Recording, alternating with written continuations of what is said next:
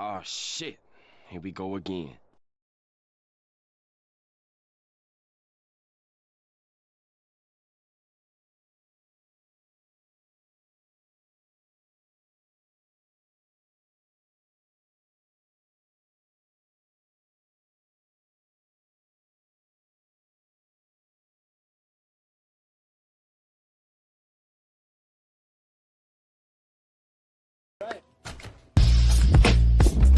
Hi, my name is Jim. Want to suck my dick for money? No!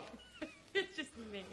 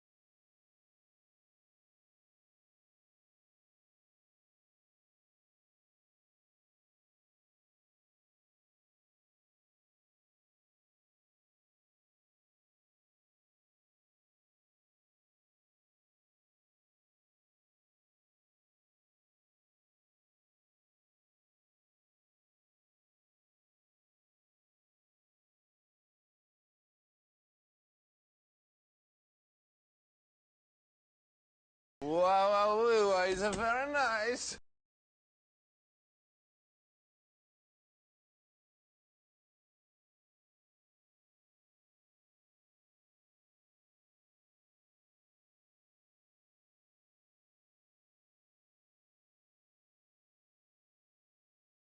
My name is Borat. I like you. I like sex. It's nice.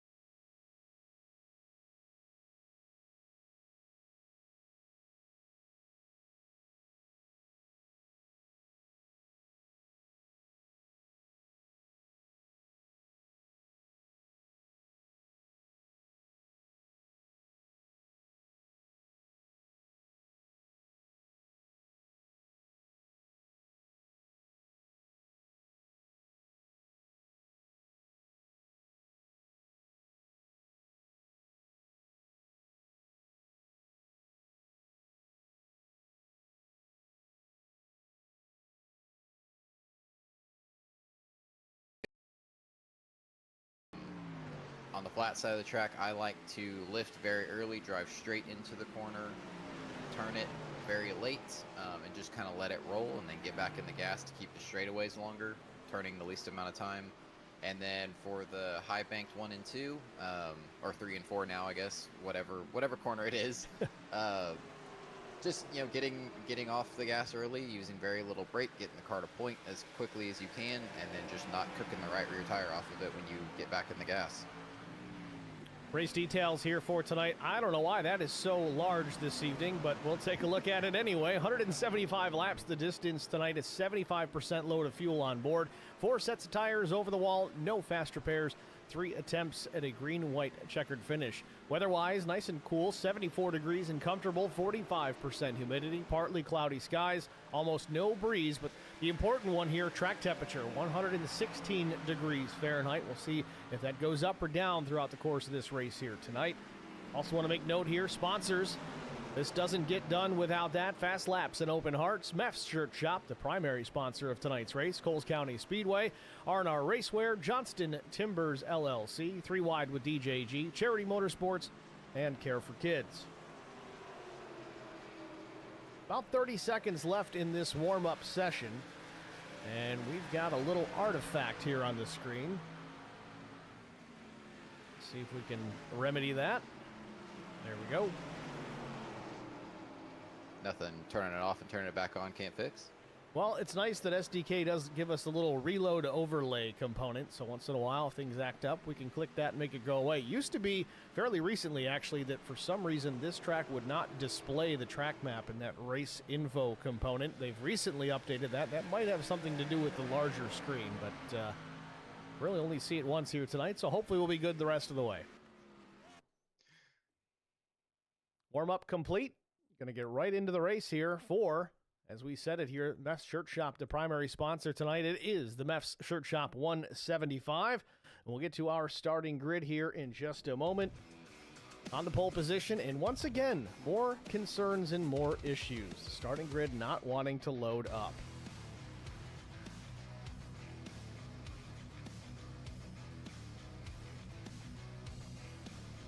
Some more gremlins here with SDK. For the record, I didn't touch anything, and I don't have access to anything. Well, so you're all only Steve's fault. You're a view component as far as that goes, and it's doing that. There we go, and we're back to that same problem again. We're batting 1,000 here tonight, folks. There we go. All right, on the pole position with a lap time of 27.610 seconds from Team Conti Sim Performance. It's the number 31 of Zach Millett, outside front row. Missed it by 92 thousandths of a second, almost a full tenth, but it'll be Brian McCann to his right elbow. Row number 2 will be Christian Strader and Josh Mears. Row 3, Gavin Hinson and Evan Vecchia.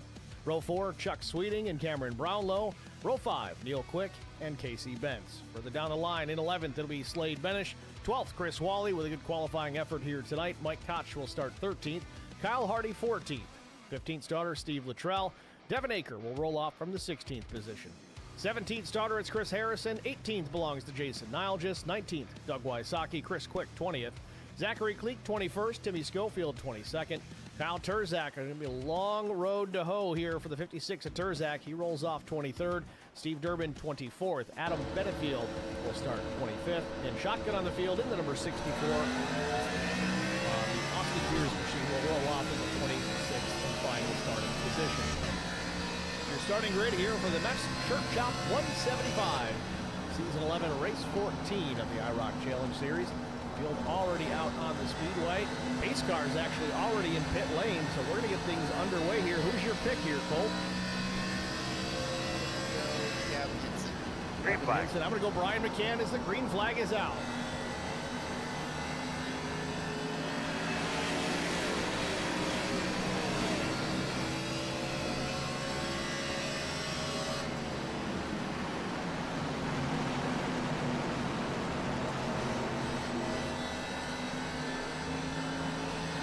With the lead out of turn number 2. The field works its way down the back straightaway for the first time.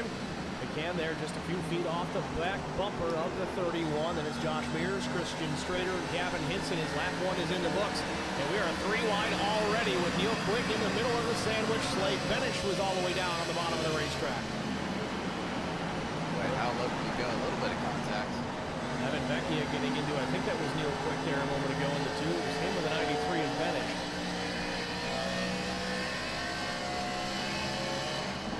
And Steve, just below, at a lot of tracks we see, particularly super speedways, you have the yellow line or the blue line or red line, whatever color it happens to be, and it's out of bounds. But here at Phoenix, as you can see, if it's paved, you can run it. And a lot of guys have found that you can dive down below the banking onto the flat of the track.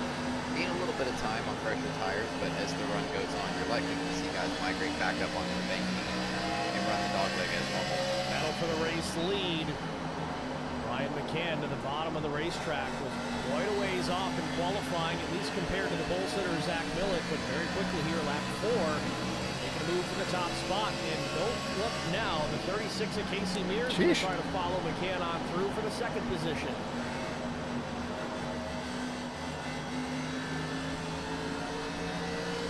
He's going to put me right in the fence. Josh Mears able to hold on tight there. I think Millett, well, it he was wasn't much smart, room. He's going to let him go, not run up too high, burn his tires off. That's the name of the game here at Phoenix. Is save, save, save. You are never, ever going hard trying to gain speed. You are just managing your tires. Nothing on purpose. Run. Could that be what Millett is up to right now, just trying to take care of it, let a couple of laps here just settle in? I would imagine so. However, you don't want to get too far back. Oh, hi. And get into dirty air. Yeah, so we got points for that. Shred your tires even worse. Stream chat already busy. We always appreciate that. We got Playa Jamesable waving the hand. We got Evo King 6283 cheering on Gavin Hinson, Michael Murray. Big thanks to RB Racing for the sub. Waving the You're the man. flag, and Timmy Hanley FCR says, "Let's go Millett, America Racing." Millett now back to 4th as McCann continues to lead, but Josh Mears, Christian Strader in a bit of a battle now. 29 on the bottom of the racetrack. That's the Strader machine. You're way up the racetrack. 3 and 4 there. I don't know if you missed the corner a little bit or overdrove it. Able to hang on to it, not get into the wall, but Matthew against Strader in 29. Still a side-by-side fight between Mears and Strader.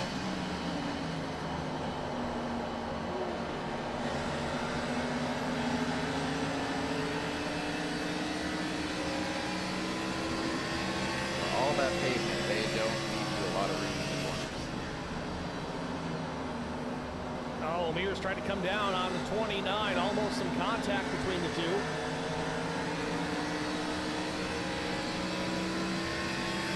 Driving out of 1 and 2, or traditionally 3 and 4. Nah, Christian's smart. I bet you he's saving big time. You have to use all of the racetrack. You don't want to have any wheel input, any more wheel input that you just absolutely have to have. And so a common defense tactic you can use, or even offense if you're running the upper groove, is you just kind of pinch down over the guy below you. It takes a little bit of air off the right side of the car, but it also forces them He checked up in a weird spot. I almost hit him. If they're battling a tight front end, loose rear end, that will really upset the balance of the race car and force them to lift, or possibly if you overdo it and spin out below you.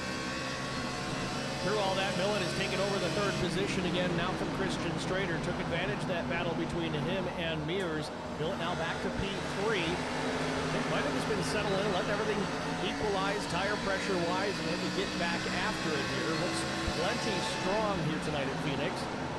Gavin Hinson now working his way, still in the 5th position where he started, maybe being calculated about all this as well, taking care of his stuff. Steve, I'm looking at the leaderboard already as we start lap 11, and there is nearly been an entire second of fall, about 7 tenths of a whole second of fall off of pace between the top 5 from the start of the race. That's how much the tires wear here at Phoenix Raceway. So again, we're gonna beat this horse to death. Tire management all night long. I gotta ask you, Cole, how do you feel about this open dog leg, the way that NASCAR's got this thing laid out? I'm personally not a fan of it. I miss Green Phoenix. I'll say that much. It is fun from an entertainment perspective, seeing guys go 6, 7, 8 wide. But yeah, I miss grass at Phoenix Raceway. I missed the Phoenix that had a pedestrian bridge. This Phoenix that didn't have a wall on it. Yeah, well. Hinson making some moves here, gets alongside Christian. Strader for the 4 spot. Strader back on throttle to the outside. That's the problem here, Colt, though. These guys are all racers. It is very difficult to be disciplined to not try and race that guy who's definitely faster or seems faster when you think you're the faster of the two. But when you do such a thing, that's when you start burning off those tires. Yeah, every driver always thinks that they're faster than the guy around them. I specifically remember a battle that I had with Bobby Hinton Jr. We were stuck behind David Bradford.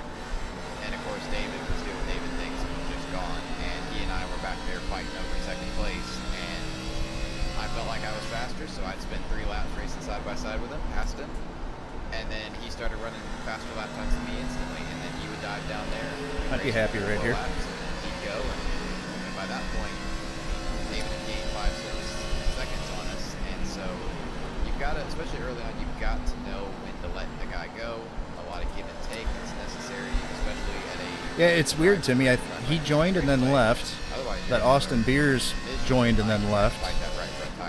And that was it. Never came back. So maybe they're all doing something together. Who knows? Maybe TJ's hosting like a demolition derby somewhere or something. Are we surprised, Steve? No. You can already see, guys, they're getting off the bottom here.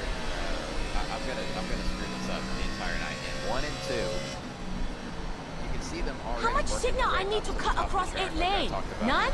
I turn now. Good luck, everybody else. Never gets old. What is now 3 and 4. So they're losing grip already. They're trying to work their way up. This is one of the few racetracks that running the upper groove actually saves your tires more than running the bottom. Meanwhile, Zach Millett has made short work of Strader and Mears. Mears lost 2 spots, and now Millett up to the 2nd spot as he sets his sights back on the race lead. Now, going back to your confusion about the corners here, Cole, if you look at the safety barrier, they're all labeled. I know words are hard. True that. Sorry, I'll screw it up tonight, too. Don't worry about it. But when you have the same track for 30 years or whatever it was, and then they decided to flip it upside down. Good. Old habits die hard. Well, this is the 8th year that we've had this layout, believe it or not. It's all right. I still say turn 4 at Pocono sometimes. Oh, there you go. I do it too. So now we're going to have a battle for the race lead here. Millett's chopped another 10th out of the race lead for Brian McCann. Last laps for these two. McCann was a 0.5 tenth slower than the 31, so Zach slowly working his way back to the back bumper of Brian McCann. I think Zach has started to... Does anybody else notice how peaceful this race is? The guys at Hinson, Strader, Mears might have burned the tires off just a little bit more than they wanted to. Millett, like we talked about, was saving his tires. I think McCann is probably just pacing himself. Nice. You didn't see him run away too far. I don't think he was further than 7 tenths out from 2nd place. But I think he's just kind of pacing himself, waiting for Millett to come up there because he knows that would be lovely. He's going to get there eventually. We saw some lightning fast laps in the warm-up session. I want to go back and look at it if we can, but I think these guys are running quicker in the warm-up than they ran in qualifying. Right. That said, they're nowhere near those times right now here in race trim. Brian McCann ran a 29.96 as his fastest lap. Zach Millett's fastest at 28.14. I think Zach got down into the low 23s in the warm-up session, so there's definitely more available for pace and speed out of these guys. But those who've said it so much tonight already, Colt, they're taking care of these tires, trying to make sure that they live all the way to the end of the fuel run. But that's the other question. With the fuel load we have at 75%, is fuel actually going to be the primary reason to pit, or is it just going to be simply the tires wore out? We got to come Checking down out for pace car. It all depends on what compound is on these B cars, and I also didn't get a chance to jump in the garage and ask about stint links, easy for me to say. But I mean, I feel like there's going to be a split strategy. There are going to be the guys who do know how to manage tires. Oh, we got a trouble. One time real quick.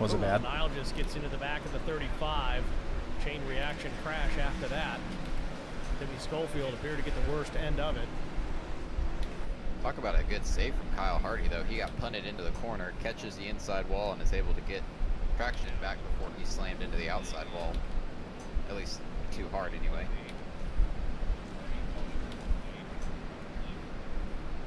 I think McCann, I think made a poor decision in terms of his pit strategies. We'll watch Kyle Hardy here. Ooh. Just got the inside wall and then the right front into the Schofield machine. Just barely kisses the outside wall. That you don't do that very often at Phoenix. You don't get away with that. Go on the bottom here. Keeps it out on the racetrack. Going to gamble a little bit longer here at Phoenix Raceway and maybe get another caution later on. He's going to want these guys with fresh rubber to burn their stuff off a little bit before he comes down to pit. Short-term pain. Did those for two guys gain. pit? What do you think? Stayed out.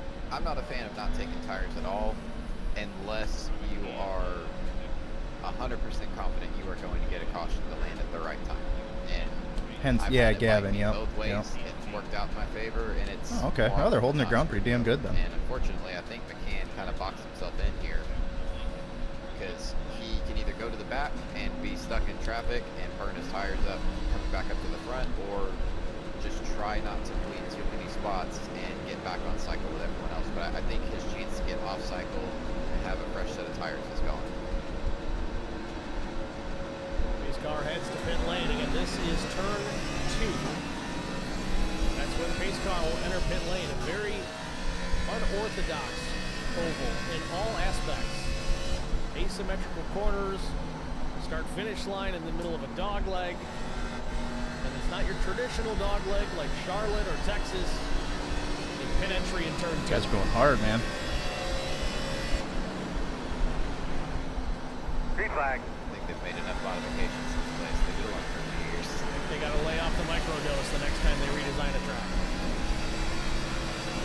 Everybody on the apron.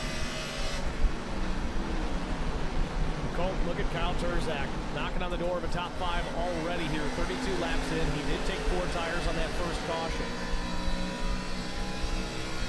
Yeah, speaking of pit strategies, that caution played right into his favor, the lap 22 caution, because he probably burned his stuff up quite a bit running in third gear and just fighting his way up to the front. And then caution comes out, get a fresh set of tires on, knocking on the top 5 now. Yeah, hopefully that's the last one we'll need, Timmy. Zach Millett continues to lead. Now Slade Benish has jumped up to the 2nd position. Then it's Josh Beers, Evan Vecchia, Casey Bentz, your top 5. Turzak runs in the 6th position. McCann hanging on to 7th for now. I'm getting flashbacks of seeing that 83. It's like the same font as Adam, too. McCann's only advantage that he can possibly use are the heat cycles going through these tires, because those heat cycles will age a set of tires worse than you think, especially at a place like Phoenix. They'll, like I was saying, they'll cross they'll almost glaze over. They'll get really hot and sticky, and they'll be picking up rubber, and then all of a sudden they'll cool down. They'll cool 50, 60 degrees, and all that hot, sticky rubber that was on the racetrack shredding off the tire is now stuck to the rubber of the tire. And so you see guys weaving back and forth. They're a lot of times trying to scrub that stuff off the tires, get as much of the contact patch back on the track as they can. But it also builds heat back up in them and kind of wakes them back up again. But McCann trying to keep his tires a lot cooler, not real worried about all the rubber, and get that off after the restart. I want to make another note here on Kyle Turzak. He has lost a spot there to Christian Strader. I know we always talk about how aggressive the 56 is in just about every track we go. Yeah, his tires aren't going to like him very soon. Realizing, okay, I'm in the top 10 now. I bolted on that set of tires a little earlier than a lot of us wanted to, but it was kind of a necessity. Do I just kind of ride out here in the top 10 till the next round of tire changes? that would be a good strategy. I think once you get up there, you have to realize, okay, the lap times that I was running, I can't do that anymore. I've got to back it down. Otherwise, I'm going to fly up the field again, but I'm going to get swallowed up and lose and have a net loss and fall back into the top 15 to the top 20 just from the tires going down. So yes, he needs to back it down, manage that right front tire, manage the right rear tire just a little bit coming out of turn 4 at that time. And so I think that would be the best thing for him to do. Plus, right about now is where the track's really going to start to change. It's going to start rubbering up. It's going to start getting a lot more sticky, like I was just talking about with all the rubber on the track. You're going to see guys like we see Slade finish, working his way up to the top, just trying different lines, trying to find grip, and while still maintaining tire saving. Zach Millett, Slade Benish, the top 2 right now. Last 2 laps, they've been separated by only 1 Amen to that. The second. The 93 has been faster each time. This time across the stripe, though, Millett picks it back up, puts a 10th on the number 93.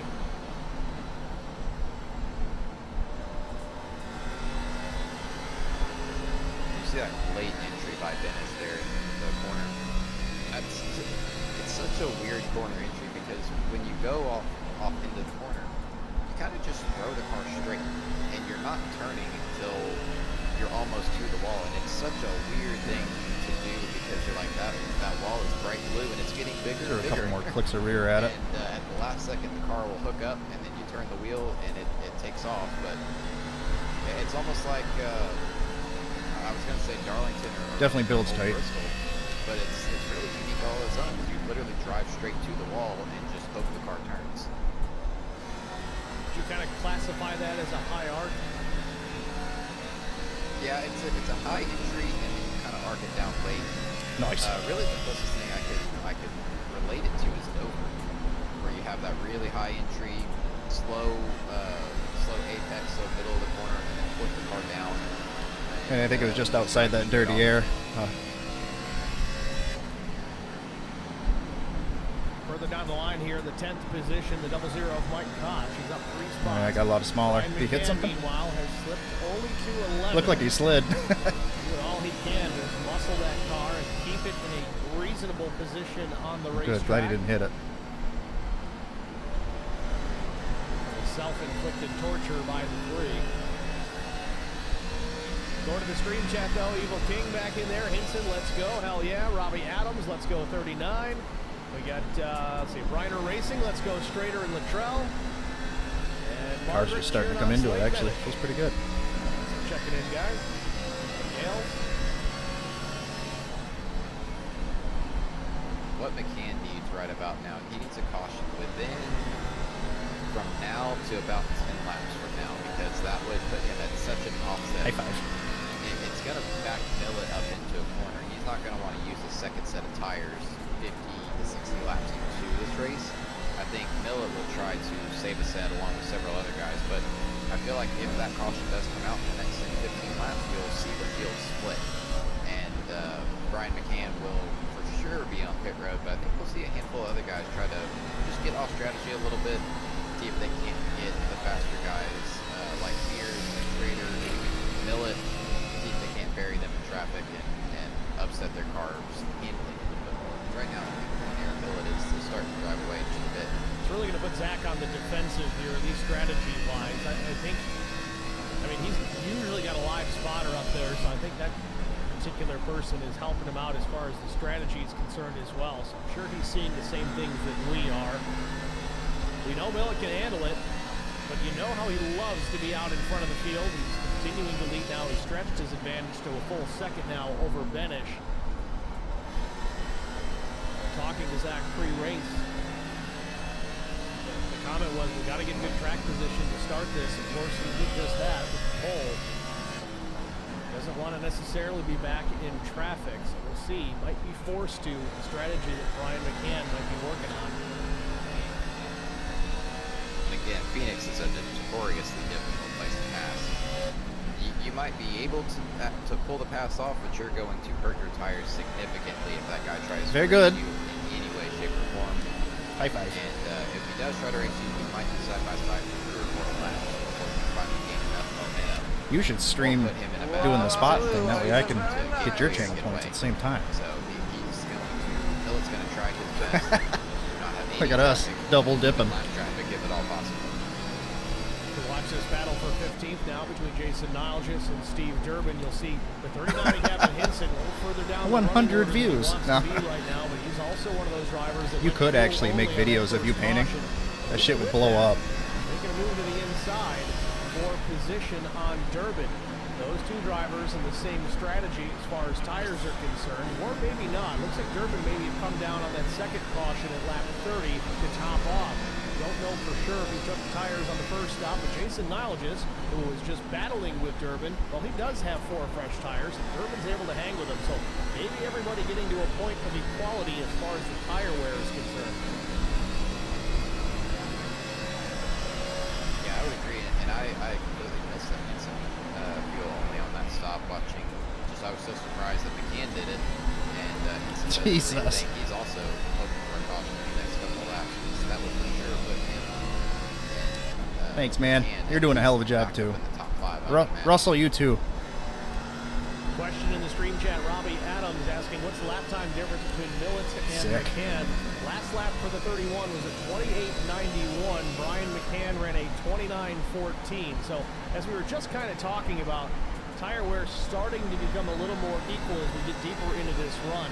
Been under the green flag here since about lap 31, so we're getting to that point where we've run about the same number of laps we had in that first run to the first caution. So guys took tires after that one. Some obviously didn't, but now I think that the Holy shit. favor is falling back towards Brian McCann here.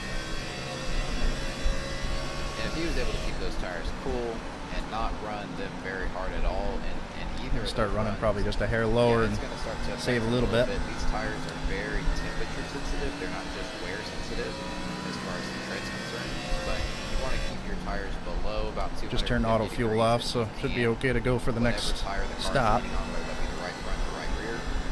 Once you get above that, the tire starts to slip. It starts to break the traction. It goes past the slip angle, and if you're think of it going in a straight line, and you go to turn left, the slip angle is only so much before the rear of the car Going a little starts lower to was actually slide out. faster. Before the front of the car starts to slide towards the wall. And so managing that slip angle keeps your tires cooler and obviously not running as much track. Stereotypically, not running as much track will help the temperature going up. Earlier Phoenix is Battle for third starting here between Terzak and Josh Mears. Both drivers on the same tire strategy. Here comes Christian Strader into the picture. a little bit of contact.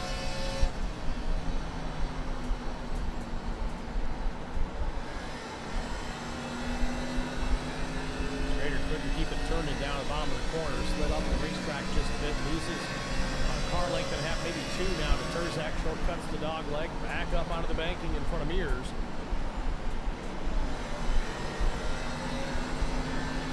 Very light incident of contact. You'll see that a lot tonight. That exit of 4. Again, oddly enough, Dover is the next closest you can compare it to. There's a lot of room in 3 and 4 on the flat side of the track. You can work all those lanes, but you will funnel down to one lane at the exit.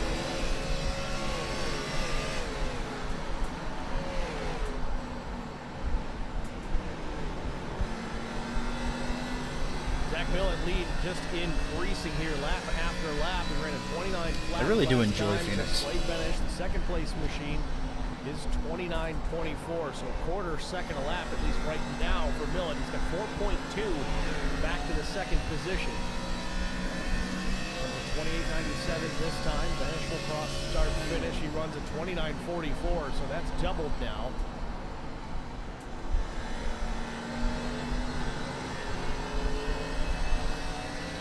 Slow on the racetrack. Is he coming to pit lane? No, he's just changing lanes here, trying to find some grip. Both that lane that he took, that line he ran there, 1 and 2, kind of reminds me of how you used to have to run New Hampshire. Yeah, dipping down onto the apron, and we even see it in the Cup Series, in O'Reilly Series now, where they'll, or the Truck Series for that matter, where they'll get down below that yellow line and run the whole corner on the flat and not rely on the banking to help the car turn. Benish is searching for grip. Didn't do it that time. It was above the yellow line in 1 and 2. Terzak's running him down here. Carlington a half between second and third. Lap 59 goes up on the board. We're going to step aside here. Going to track limit side-by-side break out of the way. Stay with us. You won't miss a thing. We'll be right back.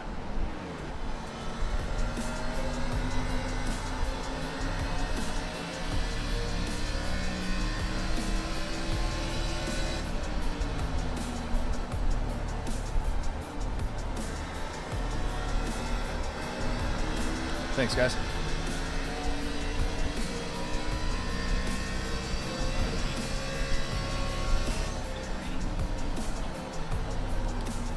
I want to make it wider.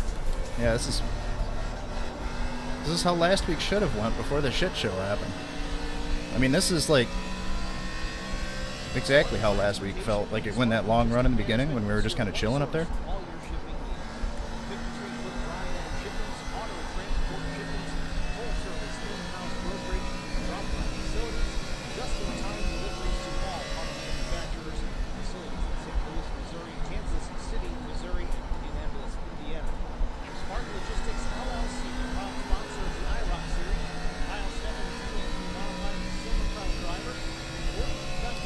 Fucking Terzak and P2. What a badass.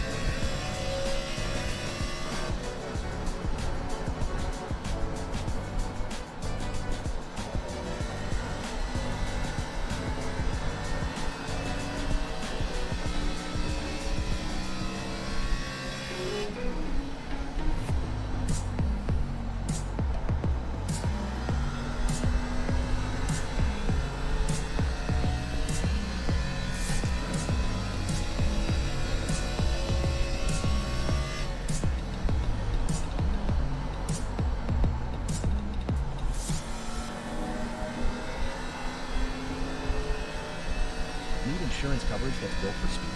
Frank Ria's office in South Charleston has your back. Whether you're blazing down the highway, protecting the home you've built, or setting up a legacy for your family, we've got the coverage you need. Auto, I don't think I'm gonna shift at all, actually. It doesn't feel bad. Scan the QR code on the screen now to explore all our services and start a free quote.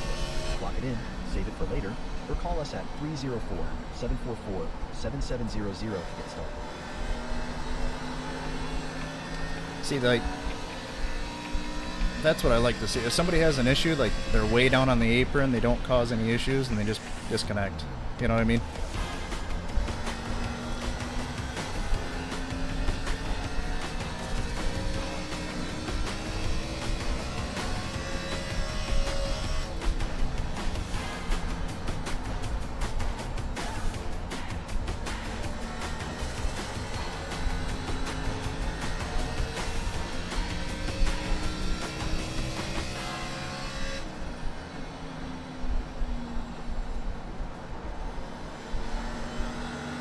Phoenix Raceway, Zach Millett continues to lead and a 6.6 second advantage. Back to now Kyle Terzak in second. It feels like it's just, it's on a fucking train track, you know? I mean, it's easy to replicate every lap. It feels really good.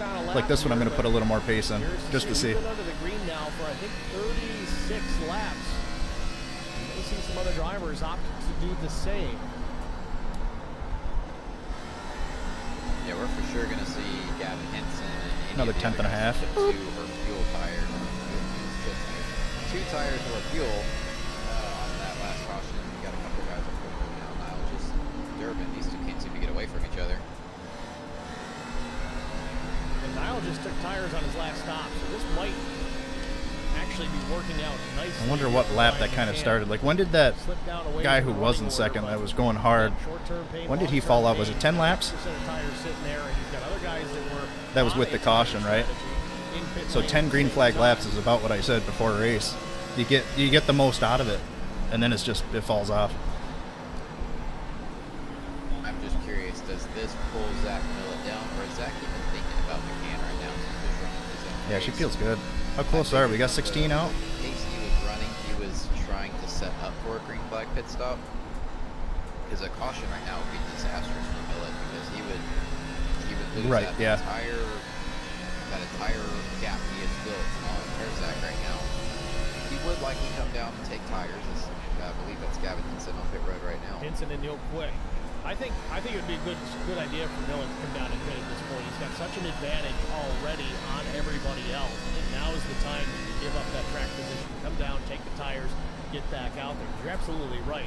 That 7.4 seconds that he's built up 100%. vaporize if the yellow comes out. Yeah, he'll get a chance to put tires on it, and yeah, it might put McCann a lap down.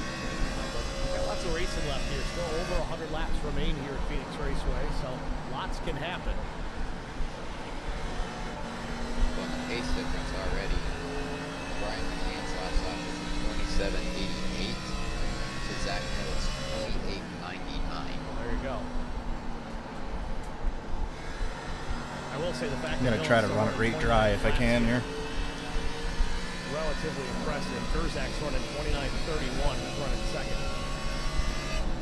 We still faster than P2, 3, 4? Chris Wally on pit road. Chris Wally on pit lane.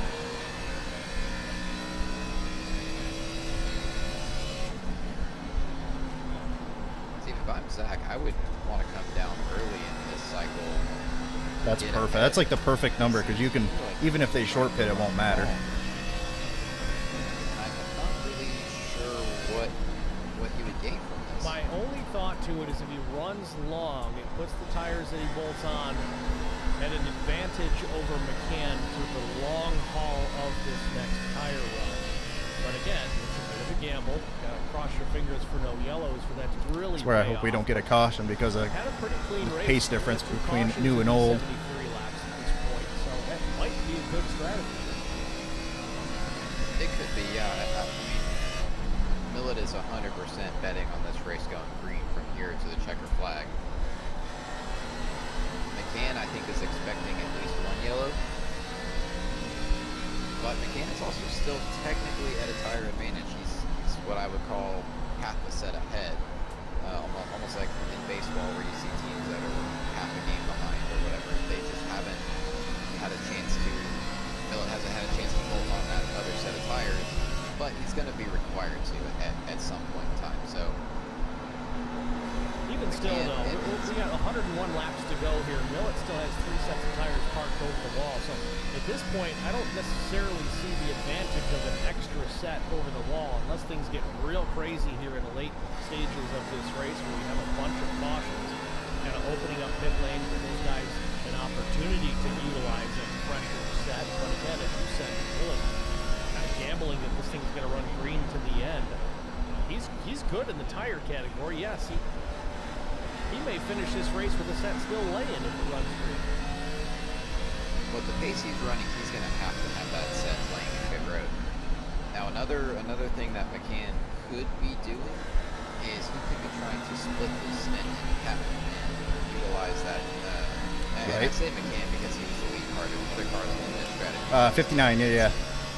Namely, but he could be trying to split the stint in half. This is something we see at, again, high tire degradation tracks like Dover, Phoenix, where it I don't know what Tim's doing here. Even with this long pit road, to come down, take another set of tires about halfway through the run or so. That way you can be going as fast as you can for as long as you can before those tires fall off. But here, Millett's trying to put Schofield a lap down here. McCann's in the lucky dog position right now. If Zach can get through, it kind of buys him a little bit of insurance here. If the caution comes out, McCann's going to get trapped a lap down still. Situational awareness, Danny. Schofield, though, able to hold him off.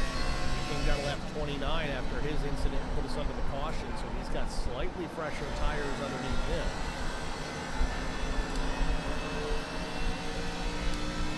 Well, what's worse than that is like anytime somebody joins iRacing, I tell them the first thing is put your relative up and just, you know, live by it. Your relative is your Bible. It tells you where everybody is around you. If they're 0.0, they're right next to you. And it tells you who they are. Steve, he's not saving. Nope. I think you might be working that split the stage type of situation. Obviously, we don't run stages Yeah, here at IROC, but split you got mirrors.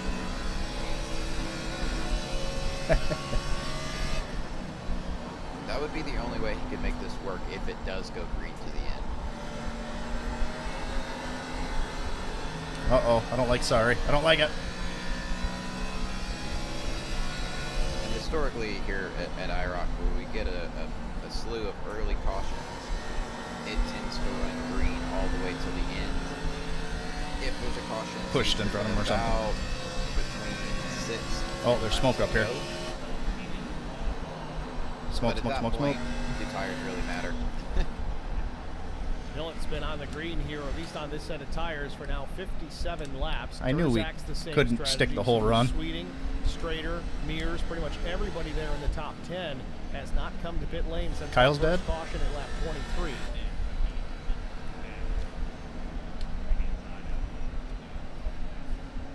Oh, damn. And all things considered here, looking at that pit stop strategy. Yep, that could have been it, too. My thumb hurts. Forget the strategy. It doesn't matter anymore. Kyle Hardy in trouble.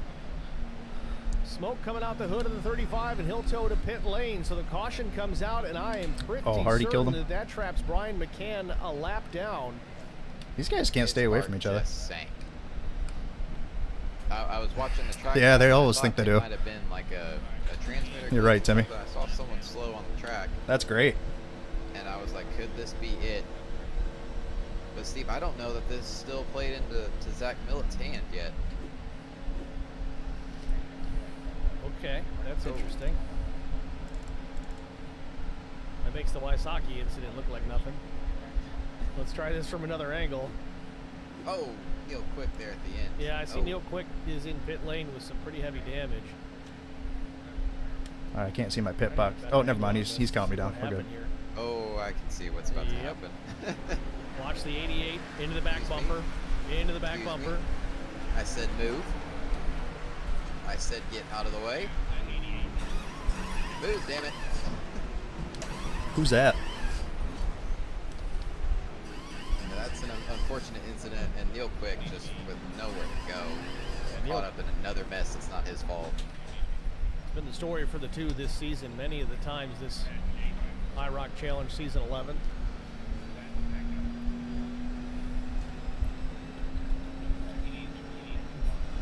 Millen in pit lane, likely to take 4 tires and fuel here. Going back to the stream chat a little while back, Shady Acres says, glad nobody is in front of that 88. He wrecked Hardy 3 times before finally wrecking him into another car. So this is gonna, if we go green the rest of the way, this is a one stop. That is not my opinion. Whatever our split is in between the 86 and 175. Well, you talked it up, Shady. We got 2 sets for it. We can go. Yeah, that was. I think so. We'll go as long as. In my opinion, I didn't really. I mean, if we're out front at the end of this stint, if it goes green. But then. I mean, Steve, we'll wait until P2 and 3, unless we're gapped out. We'll go a couple extra laps. The ultimate sign of disrespect. I mean, you can get away with brake checking someone, and it's not as bad. I ran a little harder to stay ahead of whoever that was there. Here, we're not going to kill anybody in iRacing, but at the same token, I mean, yeah, they're bolt good. The helmet on or bolt it on, you strap a helmet on, and sometimes you see red when tempers flare. It happens. We get it. We've all been there. Definitely something more to the story there between the 88 and the 35. Well, Steve, the kind of the running joke about race car drivers is we very clearly have something wrong with us to do what we do. But when you strap that helmet on, all the voices go away. Closer to the thing, I have to look at the bottom of the screen to make sure I'm getting the right mile an hour. You out of trouble. Except for the one that says wreck 'em, wreck 'em. Yeah. Thanks, man. That one you can still hear a little bit. Millet cycles back to the race lead after the pit stops. Big Star heads to pit lane. We got this long backstretch to go down before we get back underway. And there's a lot of cars not caught up to the field there. I'm wondering if they're going to throw the caution and wave this off. Do that in practice. going to go green. Going to be a huge green flag. Yep, green flag. I think they got caught up last minute. Brian McCann going to do his best Kyle Busch restart impression, already at full speed before everyone else can. And somehow through the waiver rounds, it looks like Brian McCann did get back onto the lead lap. So he's shown in 11th position, the lead lap car. So he's not out of this yet.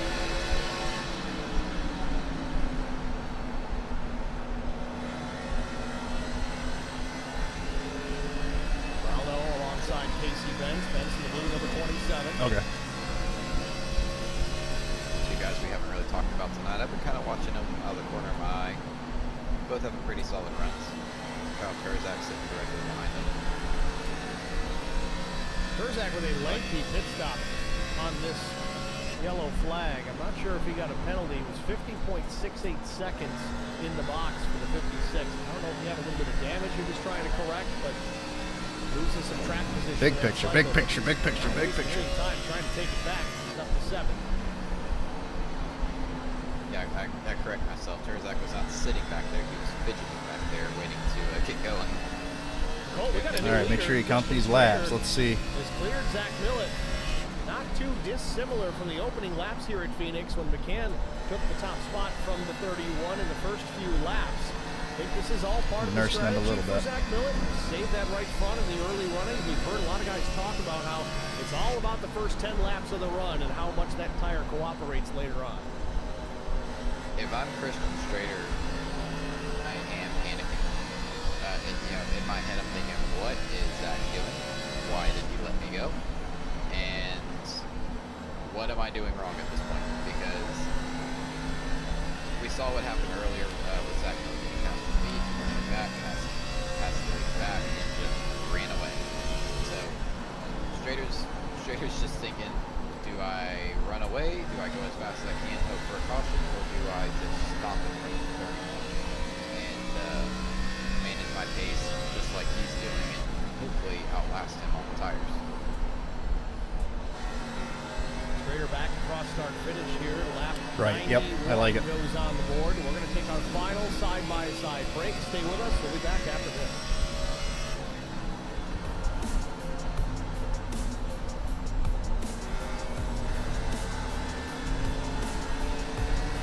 Get beyond these first 10-15 laps of pure sprinting and see where we end up.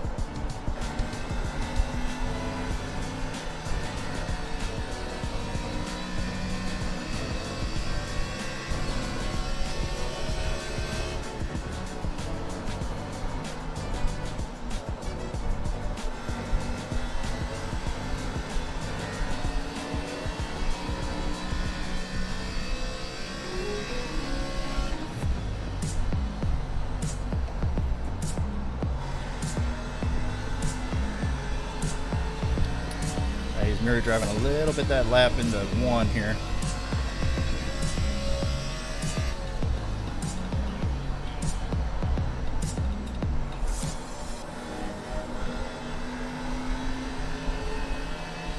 insurance coverage that's built for speed? Frank Basically, Mea's office in South just got to run where Charleston he's has your not. back. Whether you're blazing down the highway, protecting the home you've built, or setting up a legacy for your family, we've got the coverage you need. Auto, home, life, fast, simple, and made for you. Scan the QR code on the screen now to explore all our services and save a few quick today. Lock it in, save it for later, or call us at 304-744-7700 to get started.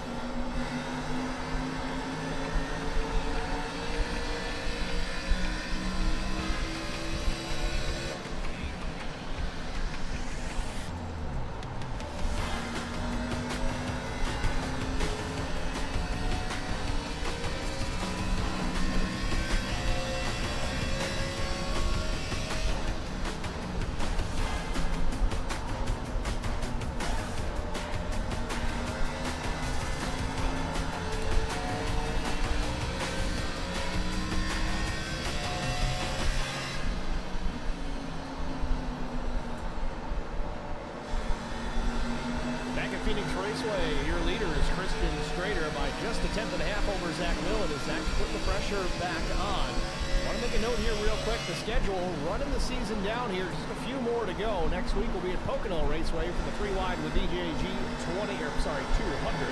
Closing out the season June 16th. Homestead Miami Speedway for the Fast Laps 175. Battle is on for the top spot. Millet down low. A little bit of tire smoke there in the atmosphere. Don't know who that was from. At least they green nonetheless.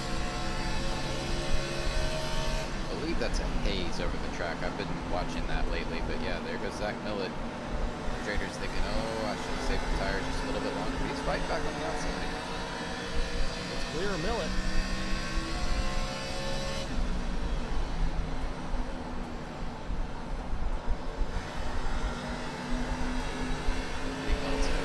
Trying to get an overdrive. The best thing Strader can do right now is just run his line, run his pace, make Millet work around him.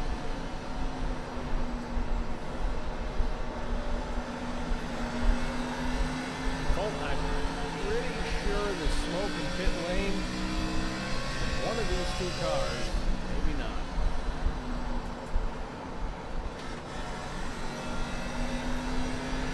Somebody having a barbecue on pit road.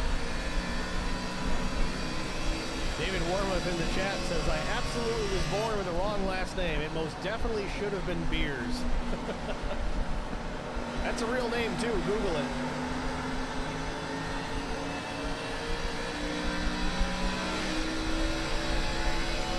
Strader doing a good job holding off Zach here. Took the words right out of my mouth. That was pretty impressive. I think Zach is obviously just taking care of his stuff. He's got clearly the fastest car.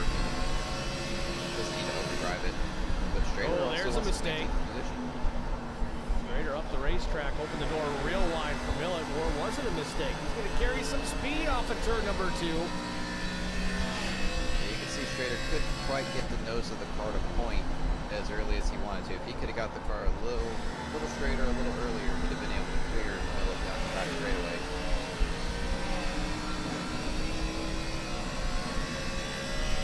Trying the shortcut, couldn't quite get clear, but now powers up. I think he'll have it here on the 2.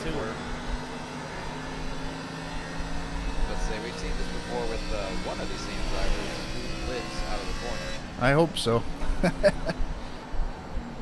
We burned a little bit just trying to get past him, but Zach Millet back to the race lead here, 105. at least Christian, you know, he's going to be, you know, clean about it.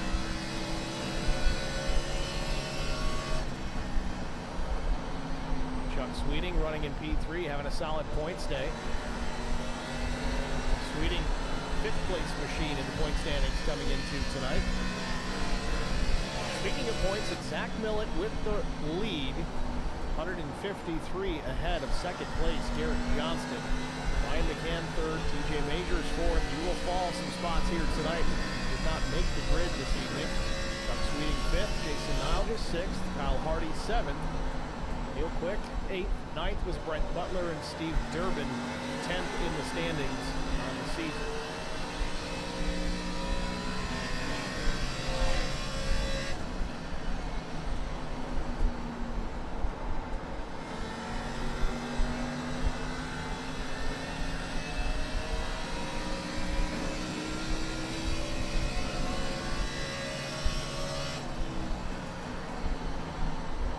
we're almost 30 laps from that last caution. Everyone was able to cycle out. No silly cautions like we typically see with the mid-race yellow, where cautions tend to breed cautions.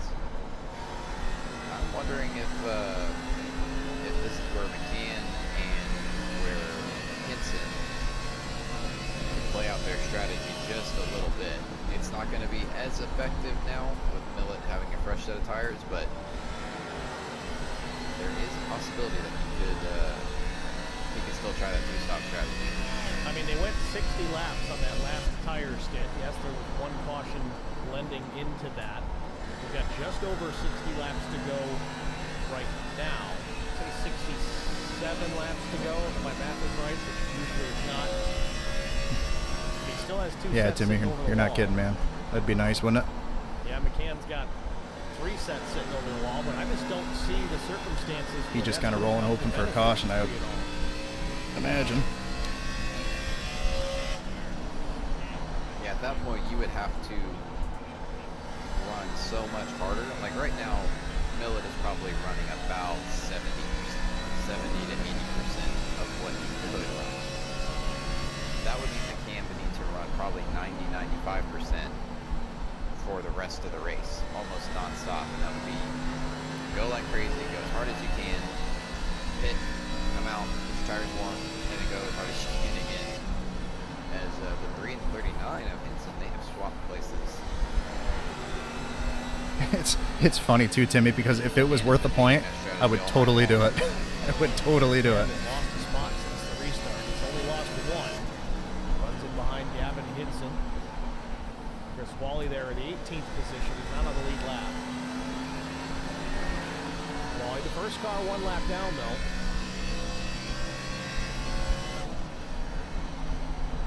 Again, it just goes to show how difficult it is to pass here in Phoenix. I mean, McCann was able to, now that I think about it, I was thinking about that a little more. McCann took the wavering. He is on the original set of tires that he took when he pitted under green, so talk about just a string of bad luck for the green car.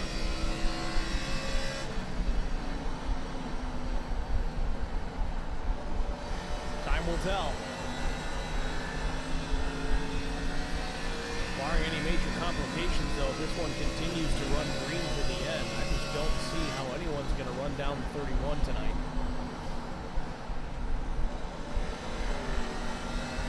Dave Wormuth in the chat says, what's the fuel mileage? Unfortunately, one of the few races that we don't know the actual fuel window. We do know that it's a 75% load. They went as far as 60 laps. Again, there was some caution laps mixed into that. Yeah, I was worried we burnt a little bit of the stuff up just playing with Christian there, but because I think P3's got some pace for sure.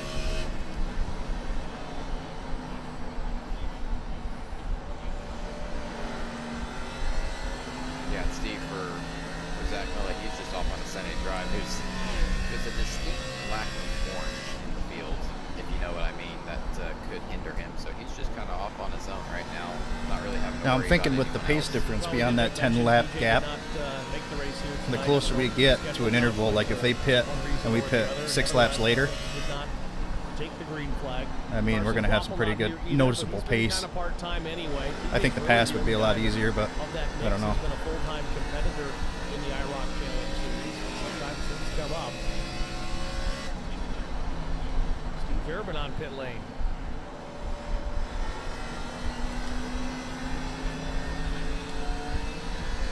Yeah. And I've been noticing this the last couple of pit stops. Check out the helmet on Derby.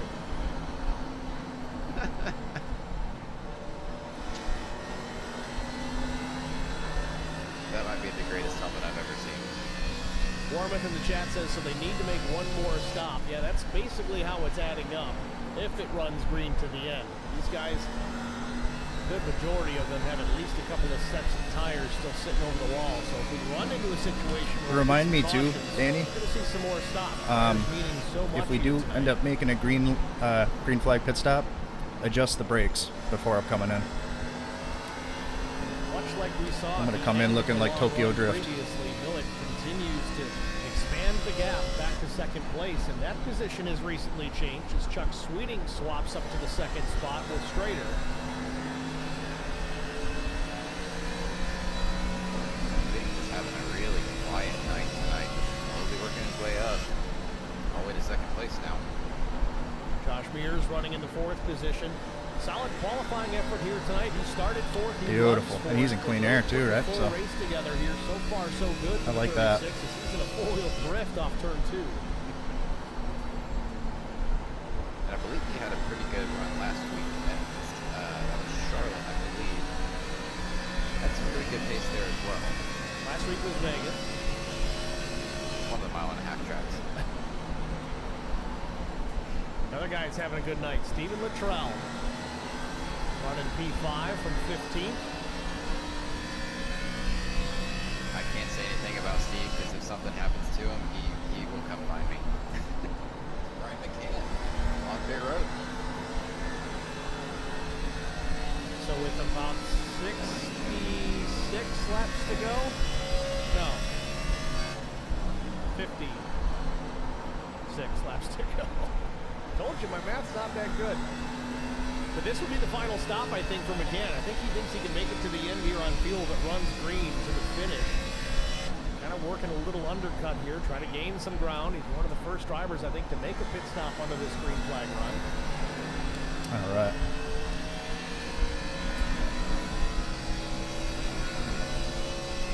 Now McCann's got to make a decision. Does he go really hard, push the car, push the tires, try to get as much time on the Millett as he can so he can offset and make another pit stop?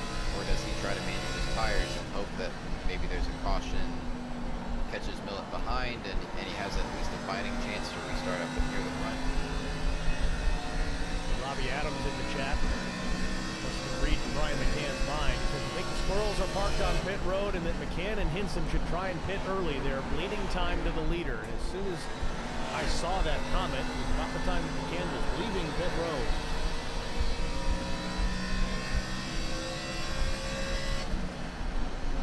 See, I'm not the only comment section crew chief. We'll take it. Thank you, sir.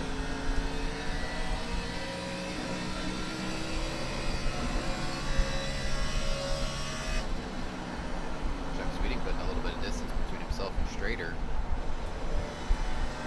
This lap time isn't too far. Yeah, I'm putting a little bit more in it since we don't have to go the full stint. 29.13, Milton 29 flat.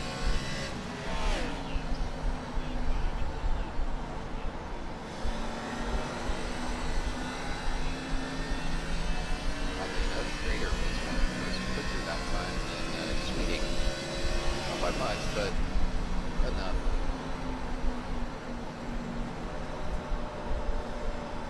Dave Warm within the chat says TJ's trying Thanks, to Doug. talk the iRacing programmers to spray Pam on Millett's pit.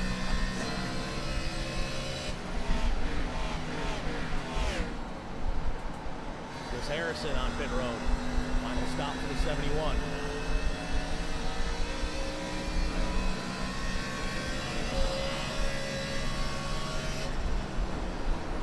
Gavin Hinson remains on the speedway in the 11th spot. Waiting to see if the 39 makes a trip down for his final stop of the night. Maybe trying to get the more life out of those tires before he does so. I just want to fill it and put 4 on too. Pointed out earlier. That way it's no different. With Brian McCann, so they up until McCann's recent pit stop, they were on the same set of tires, at least in terms of tire age. My man. Terzak's starting to come a little bit more to life here. He's up to P6. Terzak does have some right front damage. I'm not sure when he received that, if that was the reason he was on pit lane for as long as he was, or if that happened after the fact.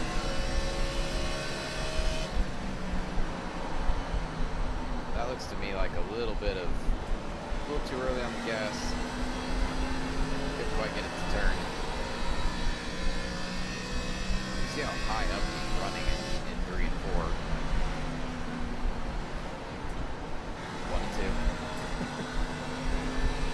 to the correct. I read the wall that time. Big white block that says turn 1, turn 2, turn 3, turn 4. I even looked at the track map to make sure I was correct, and as the words were coming out of my mouth, I was like, should I just roll with it, or should I correct myself? Do anything with enough confidence, people will start to believe you. Story.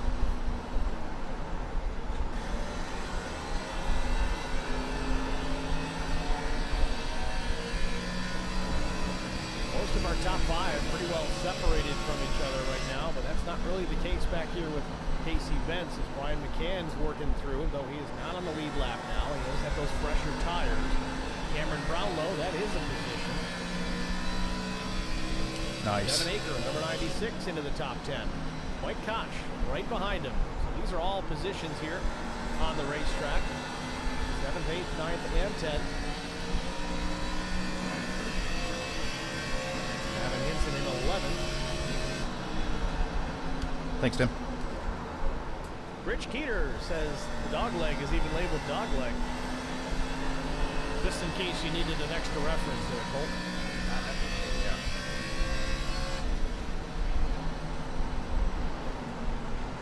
Math is hard, reading is hard. Dave Wormwood says, I'm a little. I think he meant to say I'm a little lit. Been hitting my cooler hard. It's my birthday, beer, steak, and racing. Happy birthday to me. Well, happy birthday, Dave. It's a pretty good sprint.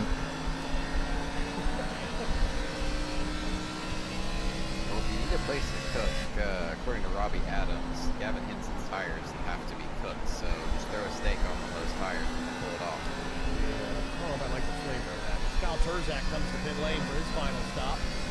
Hinson on pit road as well, so I'm out of the corner of my eye. Right. With a set over the wall, Kind of too. a tale of two cities tonight for those two cars. Turzak starting in the back, working his way to the front. Hinson starting in the front, unfortunately caught in bad strategy and stuck in the back, but working his way up all night.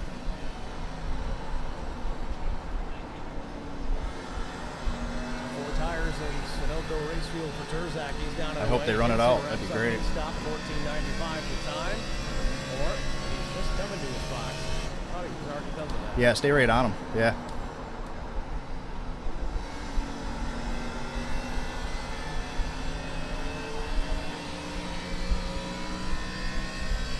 We always joke about it, but I love how focused the crew members are.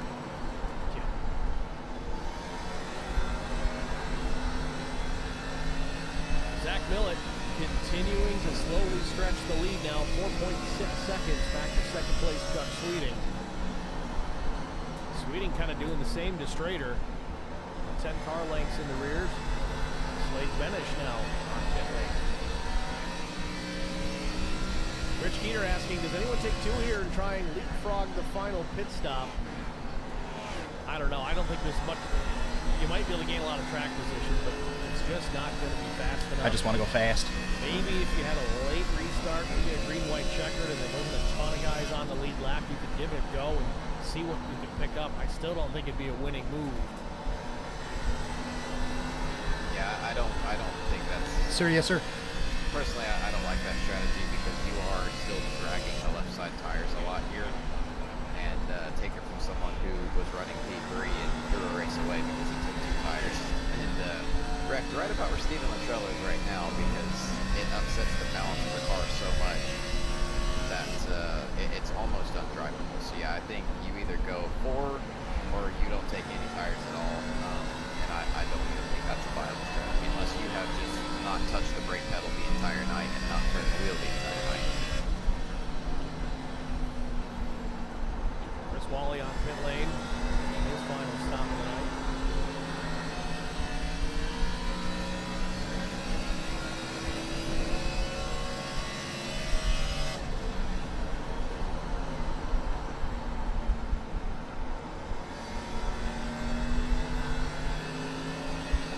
I'm really surprised by that. Top 10. And then Becky also on pit lane.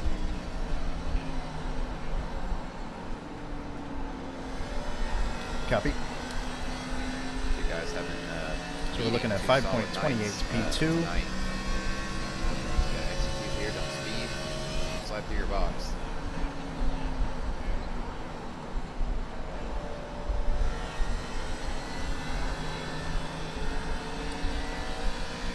Yeah, I'm thinking 3. Can't get the number 1 pit stall, the one that Casey Benz has is the next best thing.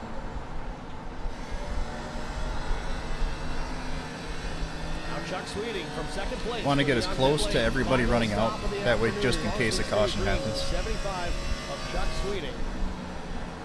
Maybe we'll get an answer to our questions here. Does Sweeting dare take rights only?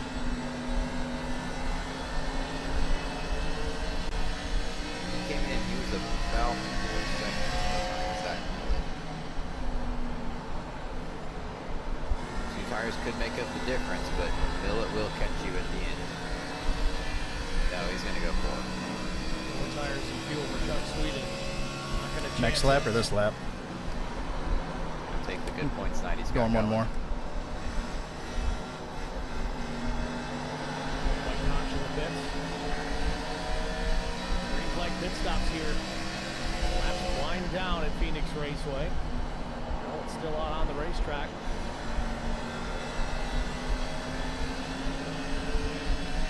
Sweeting was the only one who could have pulled off 2 tires and got ahead of Millett. Instantly got ahead of Millett. Everyone else, they'll still be behind Pitting this time. Oh, really slow. You see the tire disadvantage he's at right now.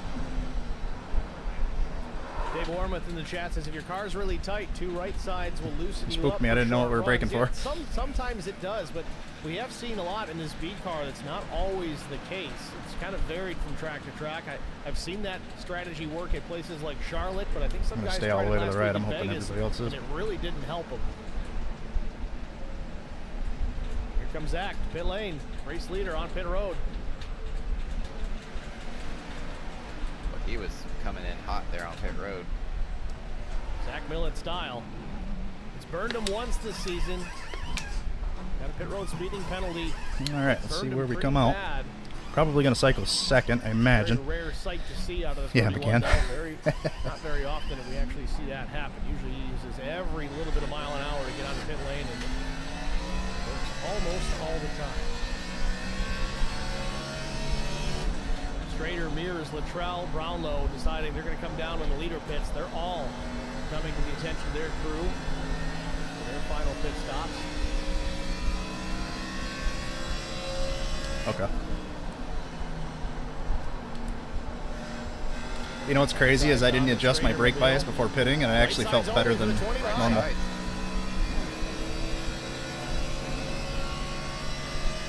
still going to pull away from him, but I think he is trying to jump the 75 and Chuck Sweeting.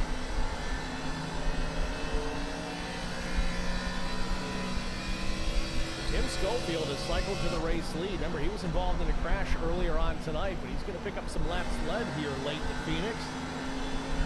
Schofield hasn't pit since lap 84, however. He will need to make one more stop. And here it comes.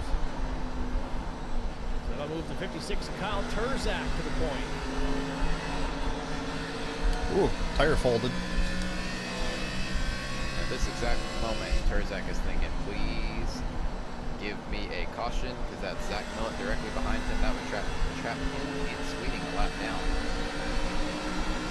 Sorry, Sweeting is from this fourth position. That would trap Zach Millett a lap down. Yeah, Terzak came down and pitted lap 131, so he came down a little sooner trying to undercut it. Got him the race lead, but it's not going to be able to hang on to it as Sweeting gets through. Millett now tucks in behind. Top 3 all in the frame. McCann, though, has cycled up to P4, so he's gained a bunch of spots here in that strategy. Thanks, Chuck. Still running pretty decent lap time. 889. That last I would do the same for him. Excuse me, that was Millett and Sweeting were for position. Terzak, I can read. I think he knows I would do the same for him. 28.89, almost 8/10 slower than Chuck Sweeting ran the last time by. Sweeting does have significantly fresher tires, and Zach Millett going for the lead on Sweeting.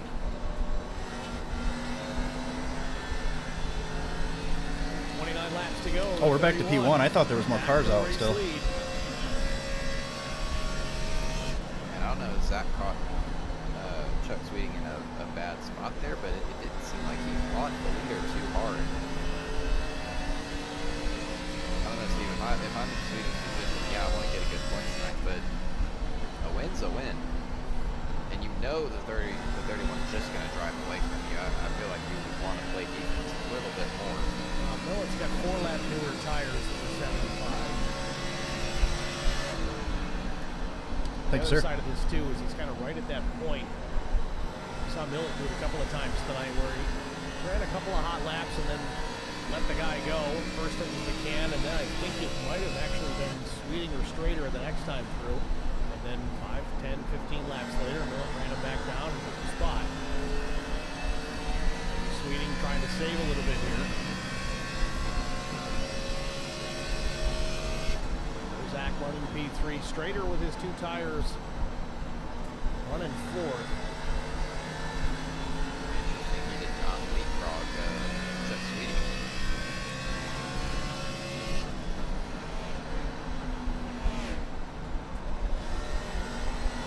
But I do think those 2 tires kept him ahead of 3 of Ryan McCann and 39.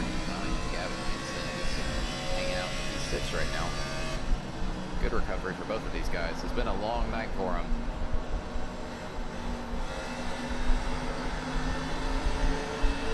15 cars still on the lead lap here at Phoenix Raceway. Evan Vecchia, last car on the lead lap. Timmy Schofield now after his pit stop. The first car 1 lap down. Thank you. 3 cautions tonight for only 8 laps. Wood continues to lead. It's been out in front for 109 laps of 150 run.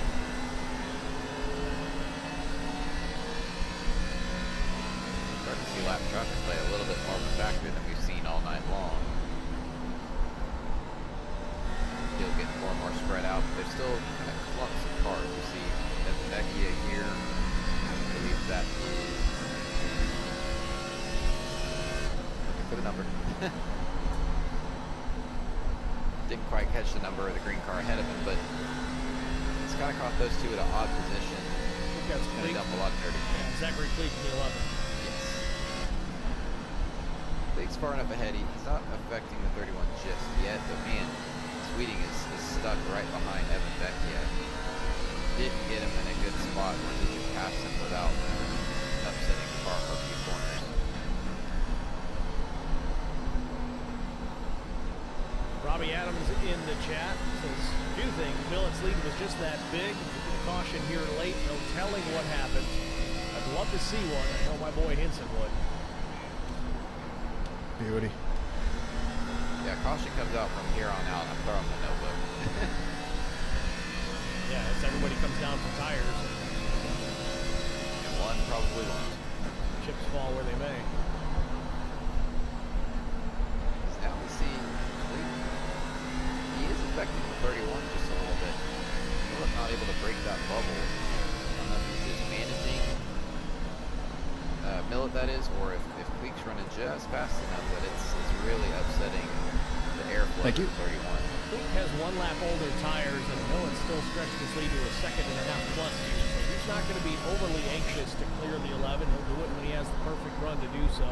No sense in forcing the issue, heating up the tires, or risking a crash. What it helps too, that Sweeting is still stuck behind Evan Vecchia. I'm not sure what happened, if Sweeting is just pacing himself, or if Vecchia is racing him harder, or if Sweeting just doesn't have the pace to get around. But he is stuck directly behind the 17 for multiple laps.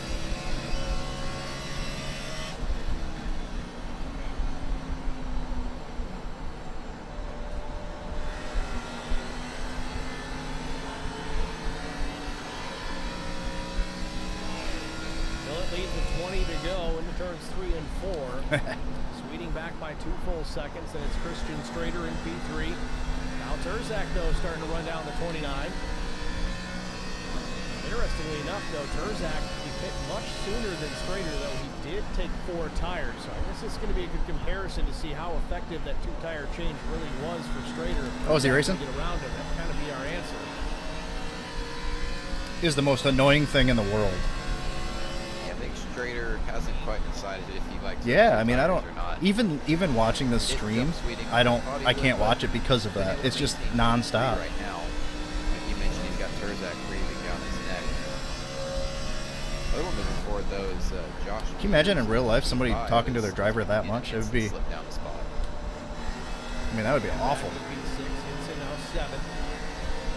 Steve Luttrell, Casey Benz might notch the top 10.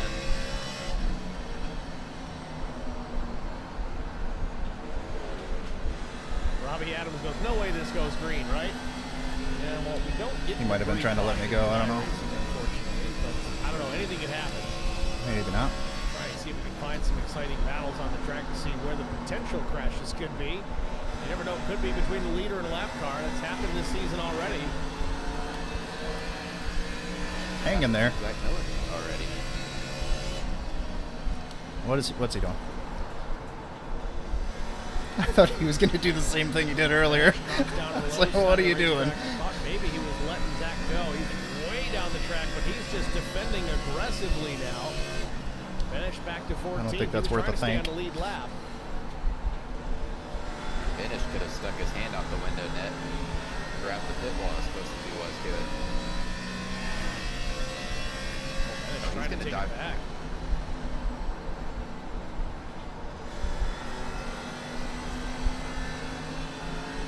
Track's got to be thinking with you people, leave me alone.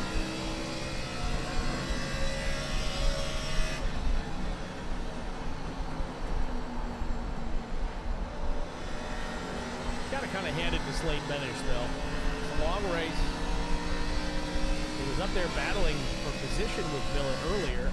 Now he's going down a lap. He really didn't want to lose that lap. Really thought about diving it in there and taking the spot back, but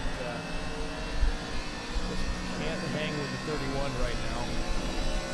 Benish on much older tires.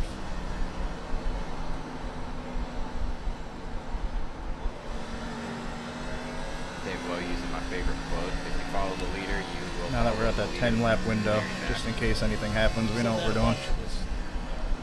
Broadcast booth. Well, and that was my initial thought when we saw Zach Miller going to pit road. It seemed like everybody and their grandmother followed him down. And I'm thinking, it was all set. Good. Maybe 1 or 2 laps. I would think you'd want to pit before him, but the same lap as him, you're just giving him more of an advantage.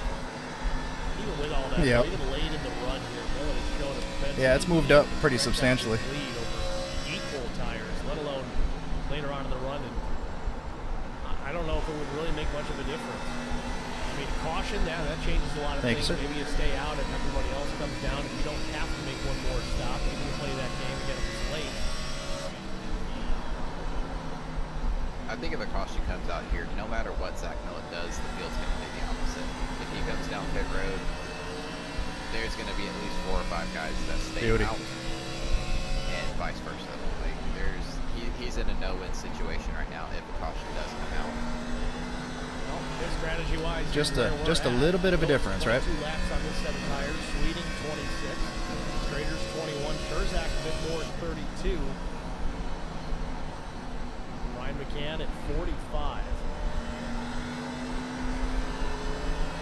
Look at a guy like McCann, you know he'd be coming down for a set of tires if we get a late caution here for certain. Get down to, I think, about 15 cars still on the lead lap, now even. 12, Cameron Brownlow at the 7. Steve, if a caution comes out right now, just say a caution comes out right now, I'm looking at if Millet hits, Sweeting, Strader, and Terzak at least stay out. I think McCann follows him down pit road, gets 4 tires, and restarts next to him, and tries to beat him on a restart. Same for Hinson. Luttrell and Bentz, I think, also come down pit road as well as Koch. Now, if you flip it, Millet stays out. Chuck Sweeting is going to come down pit road. Kyle Terzak is going to try to beat him outright. Josh Mears, I think, is going to come down pit road. McCann, Hinson, Luttrell, they're all going to come down and pit.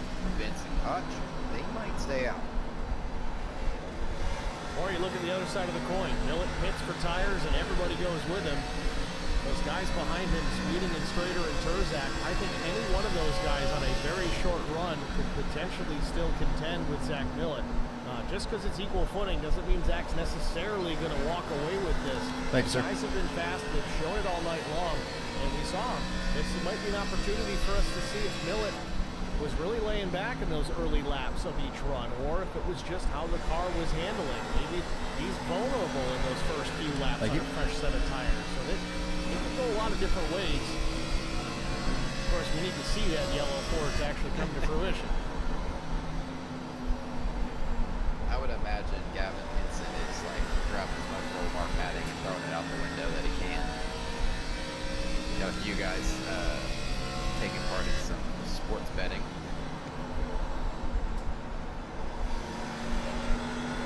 Devin Aker now down a lap. That leaves us with the top 10. Copy. Lap cars with 6 laps to go. Mike Koch down the last car on the lead lap. I gotta give it to Mike though. He's had a pretty solid night. He avoided that early wreck that happened right in front of him just by standing on the brake pedal and stopping in the middle of the track to avoid it. And still has a clean car for the most part. Yeah, Mike's still got a rapid to chase too here as Casey Benson is just about a car length and a half ahead of him, although he just disappeared Thanks, from Doug. the frame as he cut the dog leg.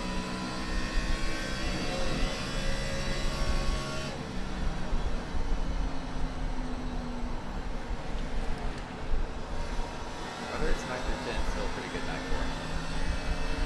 Millett's got some lap traffic to contend with here. There's Wally Maxton with Doug Wysocki. Hell of a job by him, gotta say. Watching Casey Benson, Mike Koch.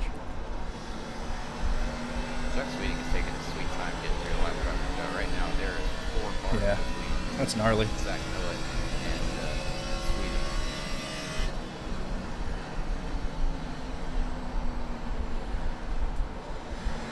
Millett's got to get through 3 more cars, but once he does, it's clear sailing for the rest of the race. Barring a caution.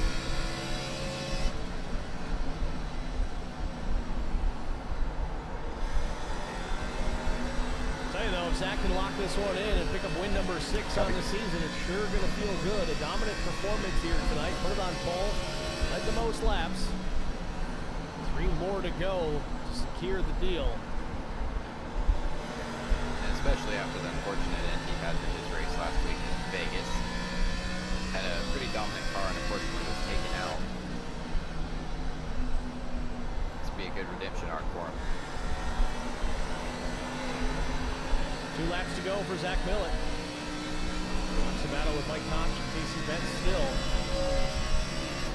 Millett with 1 more car to get clear of. That's the 51 of Chris Wally.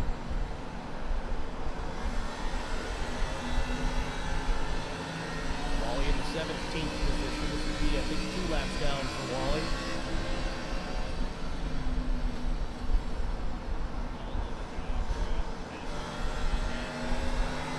There it is. Final lap. Caution can't help him Good now. shit. Zach doesn't even need to pass Wally. He can just sit back here and Thanks, Doug. Thanks, Chuck. Good racing, not guys. do anything stupid. 2 more corners and bring it This home. race was much more peaceful. I can't put my finger on why. Chris Wally gives him a shot just to remind him, hey, I'm right here, buddy. Get out of my shot. Into turns 3 and 4 for the final time. Checkered flag is waving. Zach Millett wins it. That's Shirt Shop 175 belongs to the driver, the number 31. Chuck Sweeting will come home in the 2nd spot. Hell yeah. Strader takes P3. Just a big, hairy American winning machine. If you ain't first, you're last. Millett leading 133 of 175 laps tonight. Dave Wormuth making an excellent point. It's about winning, it's about maximizing your finish on the bad days. I think that's what Brian McCann and Gavin Henson definitely did tonight.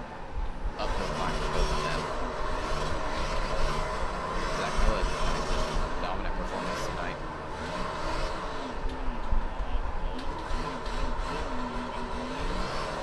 Can you guide me to victory lane? Where the fuck is it?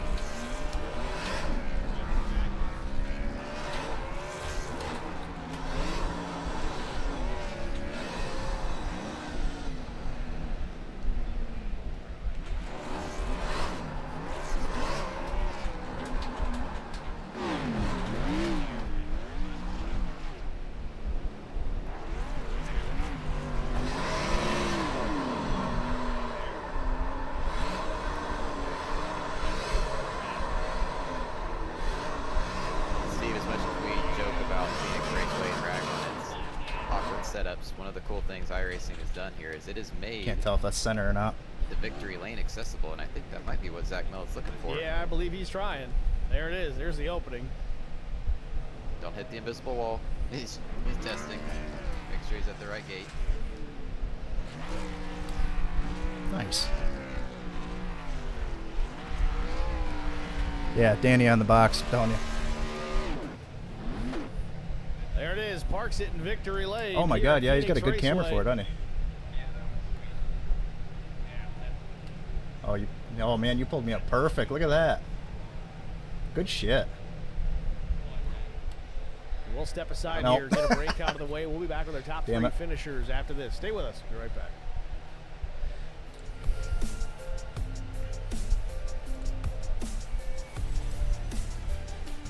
Can't thank you enough, man. Appreciate you. Dude. You give me all the info, I'm telling you. I would have pit right at the end of that fill tank, and I would have probably fucked myself on strategy.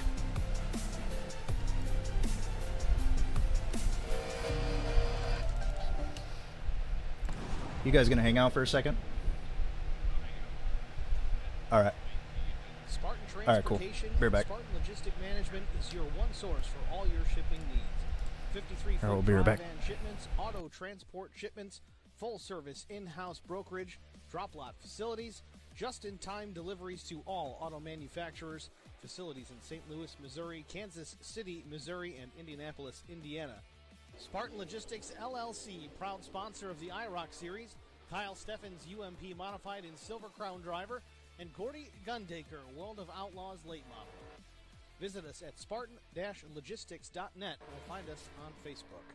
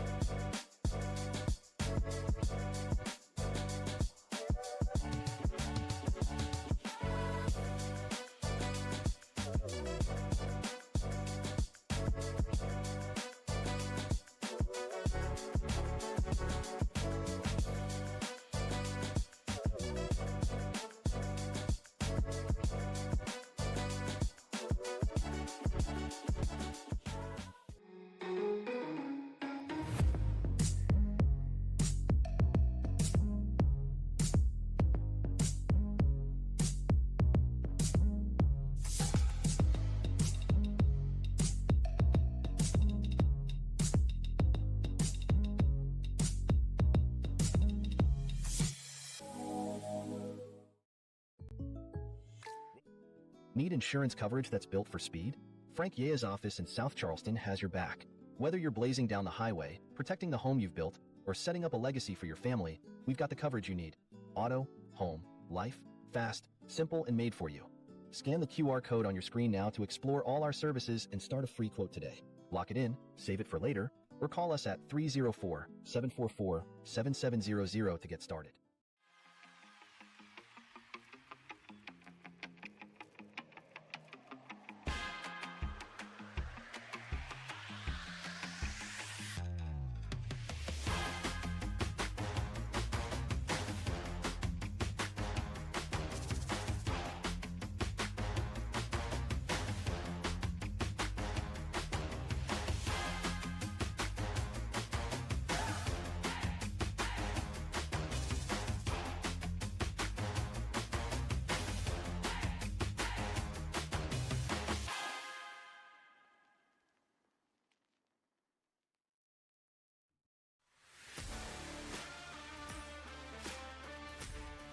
Back at Phoenix Raceway, win number 6 in the books for Zach Millet and the Meff's Church Shop 175. Redemption for the number 31. Let's talk to our race winner. Pull him up into the broadcast booth. Zach, it's Stephen Colt. With track limits, you got a copy. Hey, you got a copy, guys. Zach, congratulations, man. Win number 6 on the season. Definitely a good turnaround from Las Vegas. Walk us through this race. You led the most laps. You had the dominant car. It seemed like you might have been a little slow on the first handful of laps on new tires, but maybe that was just strategy. Is that the case? Yeah, 100%. Phoenix kind of always works out the same for me, whether it's an official or league race. You really got to take care of your stuff the first little bit, and kind of ends up rewarding you at the end. And it's easy to chew up your stuff here at Phoenix because of the track temps. Didn't have a whole lot of restarts to contend with, only a couple of cautions. Tire-wise, 4 tires every stop seemed to be the game plan for most of the drivers. Saw a couple opt for none on that first pit stop. I think Brian McCann was one. Kind of burned him. He still salvaged a 6th-place finish out of the deal, but was it 4 tires every time for you? Was that the plan out of the gate? Yeah, pretty much. It kind of threw us for a loop there with kind of early caution. We had an extra set over the wall anyway for our strategy, so it kind of worked out. I mean, it's, we were talking in the green room there, a bunch of us, on how green this race really went. If you go and race in a Phoenix official race, it's usually a caution fest, and you just can't put our thumb on it, Steve, on why this race was so much cleaner. Pocono Raceway next week. Penultimate race of the season. Definitely a different style racetrack, but this one's rather unique in itself, but only 3 turns at that tricky triangle. How do you feel about win number 7 next week? We'll see, man. We'll see. Pocono's awesome. I mean, you know how I feel about that place. It's not the most local track, but it's the second most local track to me, so I always love it. And yeah, we'll put in some laps. We'll try to get some practice in this week for it and see how we line up. All right, Zach, lastly, you know how it works. Who do you want to shout out to before we let you go? I'd like to thank you guys for the broadcast, as always. Team Conti Sim Performance for everything they do for us. Chris Wally and the live race admin. I mean, shout out to those guys for putting in the work. And, it was really cool that, they took the time last week to figure out what happened and everything.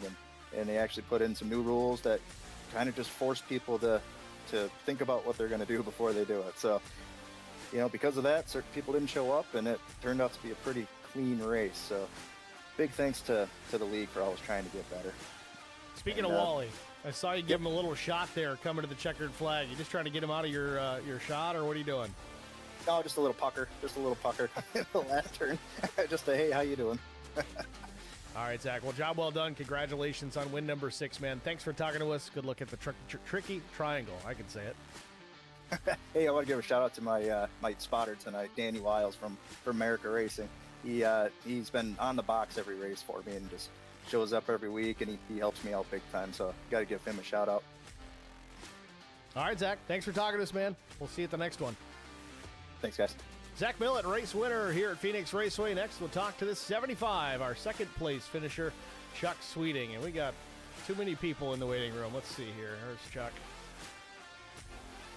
Chuck, it's Stephen Colt with Track Limits. You got us? Hey, guys. How's it going? It's going well, sir. Congratulations. I'm not in the border. Start tonight. I like you. P2. I like Was it 6. strategy-based? Was it just long-run pace? What was the story here behind the 75 success in that second-place run tonight?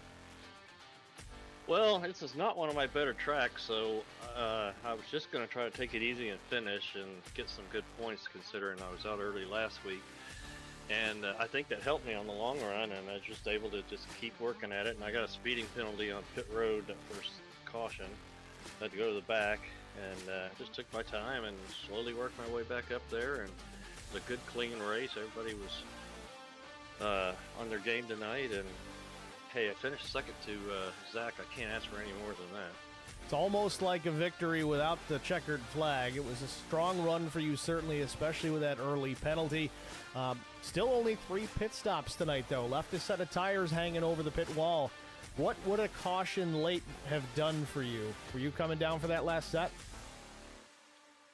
Depends on how late it was, but probably. I don't know if Zach was taking it easy for like the first 10 laps. He probably was, because it seemed like a couple of us could outrun him, but that was probably him just saving his tires for the longer run. So I don't know. I'd give it a shot, though.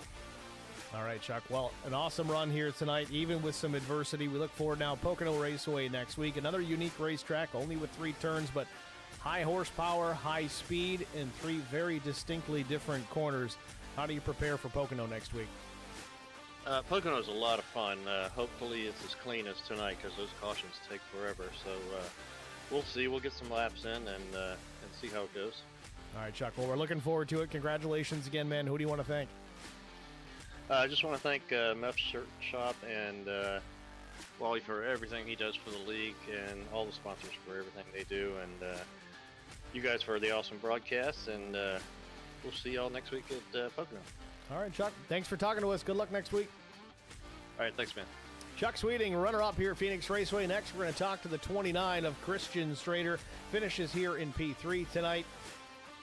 Started third, finished third. I guess you can't be too terribly upset about it. Christian, it's Stephen Colt in the booth. You got us? Hey, how you doing, Steve? We're doing good, Christian. Congratulations, man. A solid run here tonight. Great qualifying effort and a decent finish to boot. Didn't finish higher than qualifying, but at the end of the day, as long as you don't finish below that qualifying position, you can chalk it up to a good day. Walk us through your race. How did it go for you? Again, only 3 pit stops for the number 29 machine, so you as well with a set of tires hanging over the wall when the checkered flag fell. Yeah, I mean, for the most part, I just kind of wanted to take it easy. I've had a lot of DNFs this year, and I didn't want to get caught up in something early, and it ended up being a pretty just clean and smooth and easy kind of race. Yeah, I mean, you didn't have to. Everybody was pretty open to give up spots, give and take a little bit, and they made it pretty easy to kind of get spots back. I did have a pit road speeding penalty, and that really kind of put me behind, and that's kind of where I was really shocked. Didn't have too much of a trouble going back through the field. People weren't too aggressive on trying to defend or just wanting to race. They kind of seemed everybody wanted to race the track a little bit more tonight. I mean, Phoenix is tough though. It was a good night. It was a good night. I hate this track, so I'm pretty happy to come out here with P3. P2. No, you're third. I was just going to say, two very similar responses to our questions here post-race. Chuck Sweeting, also with a pit road speeding penalty on that first run, was able to work his way back through the field. I guess the question I really have is twofold. A, without those penalties, would things be any different? I don't think so. I think Chuck was just a little bit better than me. I think if we had a late race caution, maybe there could have been something. I think I had a little bit better short run speed than Chuck, and Chuck had a little bit better long run speed than me.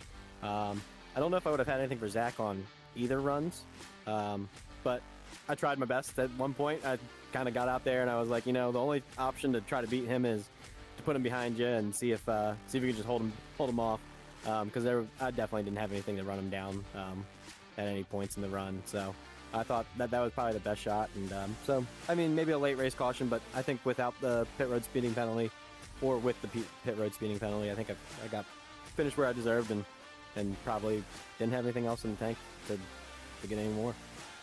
Well, you wrap this one up here with a solid P3 finish as we look forward to the penultimate race of the season at Pocono Raceway. It's kind of like a high-speed road course with no right turns. How do you feel about Pocono next week? I feel great. I've been looking forward to this race all year. I love Pocono. Actually, the last 2 races on the schedule are some of my favorite racetracks. So I normally like the road courses. Pocono kind of suits that kind of style of racing, and so I think it should hopefully be a pretty good finish. Maybe I'll come back up here and talk to you guys next week. Looking forward to it, Christian. Congratulations again on P3. Who do you want to thank before we let you go? I want to say thank you to Chris. He puts this on, and he does a really good job with everything here. I want to say thank you to you guys. Love the broadcast. You guys do an awesome job. And then everybody over at Rev Racing, Adam, Garrett, Steven for coming in and filling in halfway through the season. That's pretty awesome of them to come in and help us out and make sure that we're doing pretty well in team points here. So just everybody over there, and that's probably about it. All right, Christian. Well, thanks for the kind words. Congratulations, and good luck at Pocono. Appreciate it. Christian Strader, P3 here at Phoenix Raceway. That'll do it for the interview portion of tonight's broadcast. Let's take a look here at our race results. Of course, we talked to race winner Zach Millett. Chuck Sweeting was P2. Christian Strader was third. Fourth went to Kyle Turzak. Fifth place, Josh Mears. Brian McCann salvaging a sixth place finish. Gavin Hinson was strong tonight in seventh. Stephen Luttrell with a top 10 in eighth. Casey Bentz was ninth. Mike Koch was 10th. 11th went to Devin Aker, 1 lap down. Cameron Brownlow was 12th. Chris Harrison, 13th. Slade Benish, 14th. Evan Vecchia, 15th. Timmy Schofield was 16th. Chris Wally finishes in the 17th spot. Steve Durbin was 18th, 19th Zachary Cleek. Doug Wysocki comes home in the 20th position. 21st was Neil Quick, 95 laps down, getting caught up in somebody else's headache. Again, tough night for the number 2 machine. Kyle Hardy was 22nd. Jason Nilgis was 23rd. If the two of them came together, they'll finish 96 laps down. And Chris Quick will take the 24th and last positions here tonight of the cars that actually took the green flag. Adam Benefiel, Austin Beers, 25th and 26th. That did not start this evening. Your race results here for the Meff's Shirt Shop 175 IROC Challenge Series Season 11, Race 14. Winding the season down next week, Colt, Pocono Raceway. Yeah, that gives leaving Phoenix. That's going to give Zach Millett a huge boost in the points, and so yeah, he's going to be going into Pocono next week, just managing that points lead, and doesn't have to win out, but knowing Zach, I think he's going to try to go out and win the rest of the races this season and lock up the championship and all the victory lane celebrations. Years ago, when I first heard the name Zach Millett, it was at Pocono Raceway for a Lone Star Racing charity event. He put on a clinic, much like we saw here tonight. So it very well could be more of the same next week, possibly win number 7. Don't put it down in ink. You still got to get through it. Again, we always say that. Don't take the hats to victory lane until the checkered flag waves. We're going to run it here on Track Limits Network here next week. Same time, same channel. Make sure you guys are here for it. For Colt Ansley, I'm Steve Singer with Track Limits. Thanks for watching, guys. Have a good night.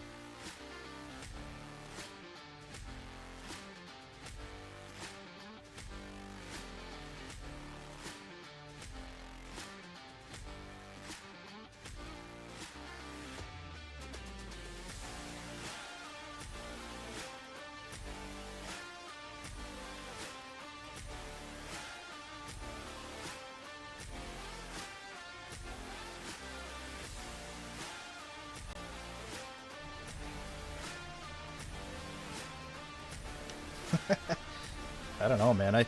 They come out with a new rule that, you know, prevents people from just intentionally killing people, and a bunch of people don't show up, so it's kind of ironic.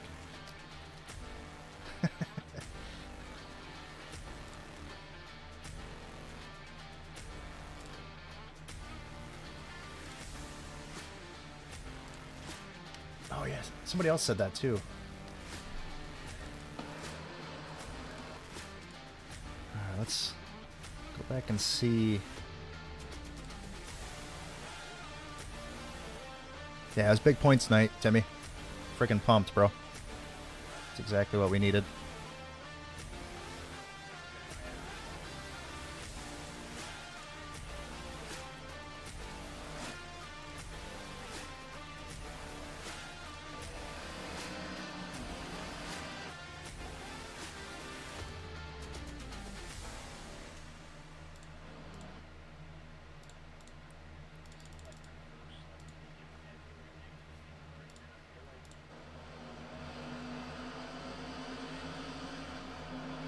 Ooh.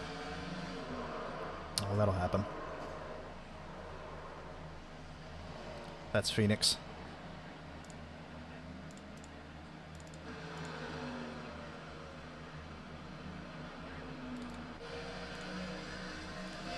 Definitely.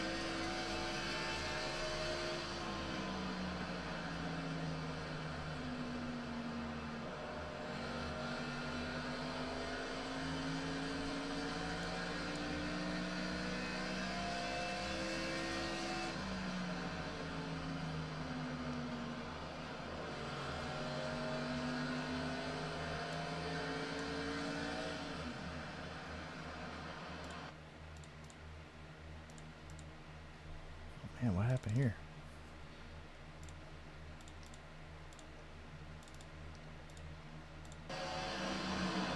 Oops.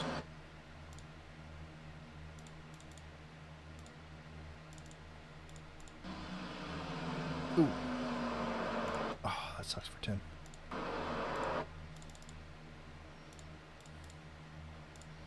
I wanted to try that car with the 110% power, just to see.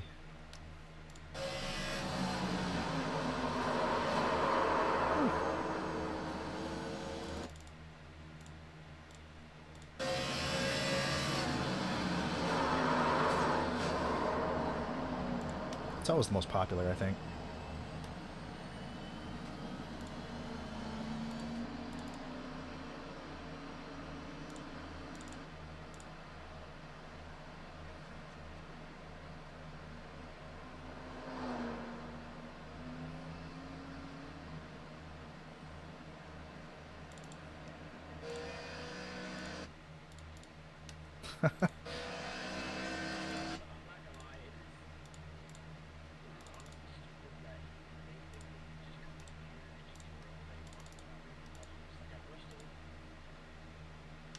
That's what it is, too. That's exactly what it is. Thanks, man. You, Kyle, with the joystick.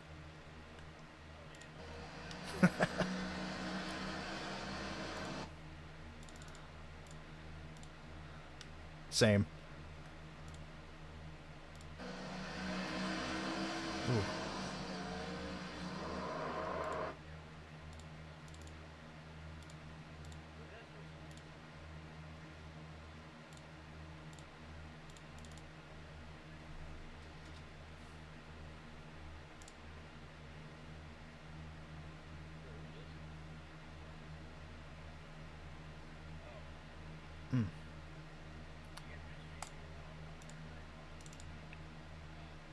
We would have stayed green if it wasn't for this.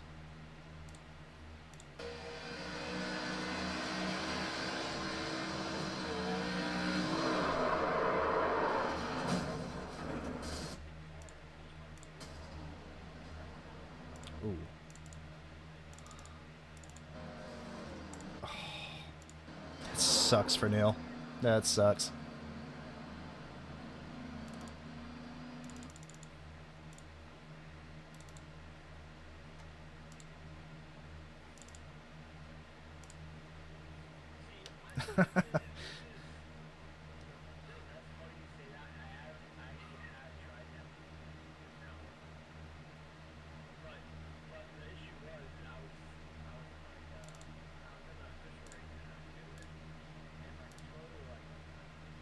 Yeah, right.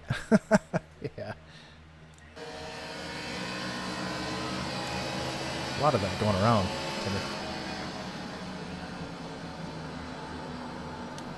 WASD.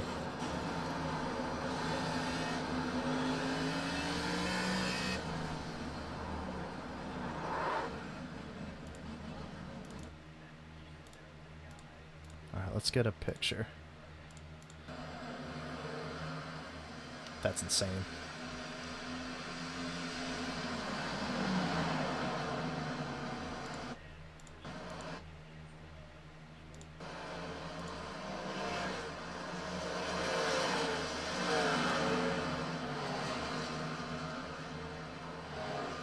Try to get a restart, I think. That'd be a good picture.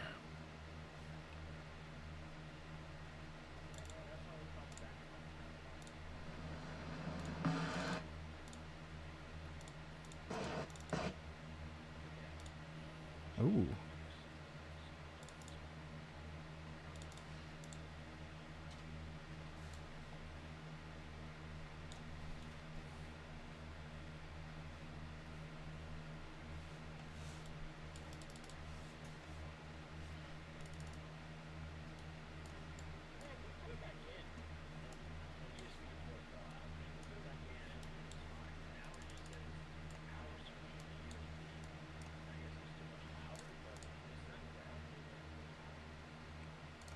It's not so bad. What do you think, Tim?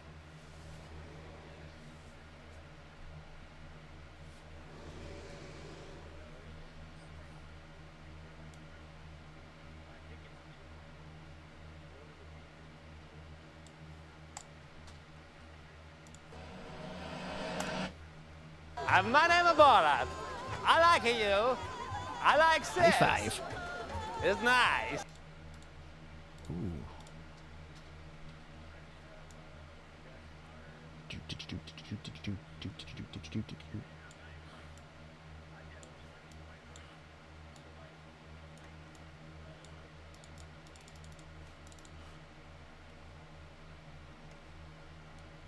That's not bad actually either.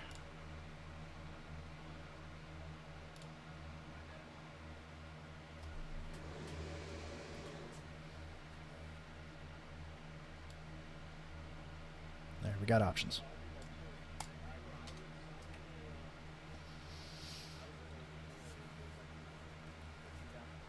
Yeah, I like that.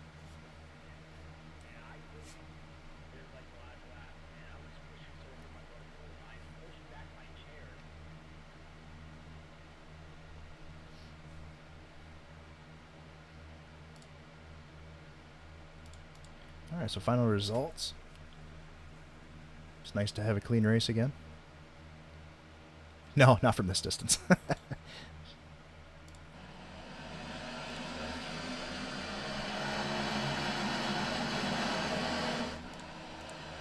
Good shit. Just what we needed, Timmy. Just what we needed.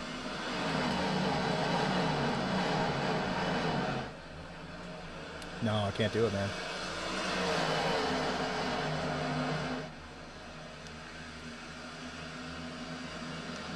Bare feet with duct tape on the bottom. Yeah.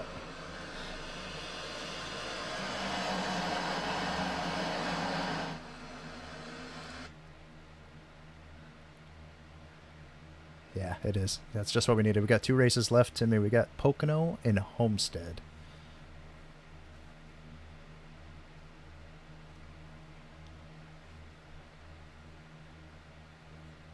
Gotta remember to do that before. Get the broadcast off that screen.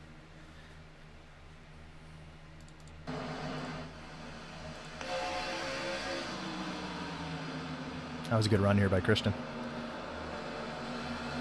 Clears me.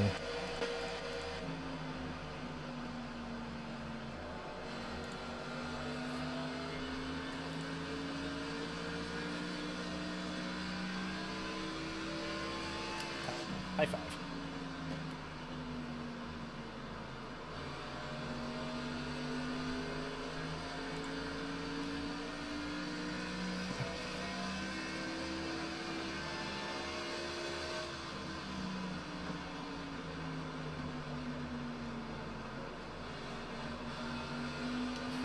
I know mine doesn't either.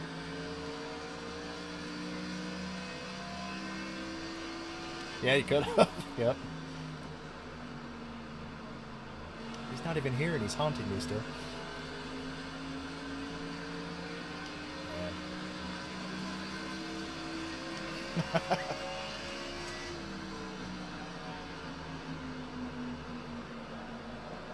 Yeah.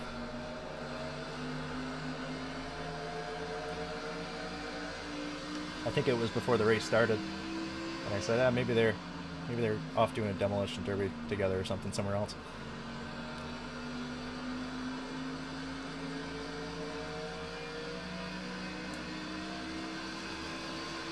Yeah. Yeah, it was much more peaceful though.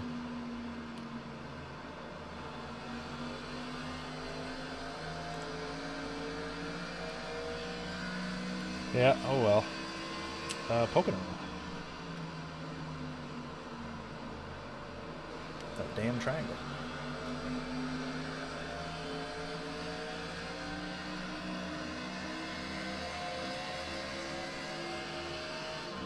Got half a chub just thinking about it. Oh, that's true too.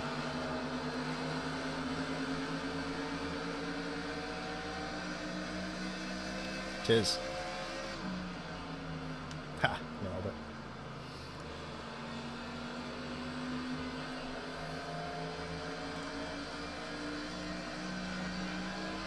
Oh no.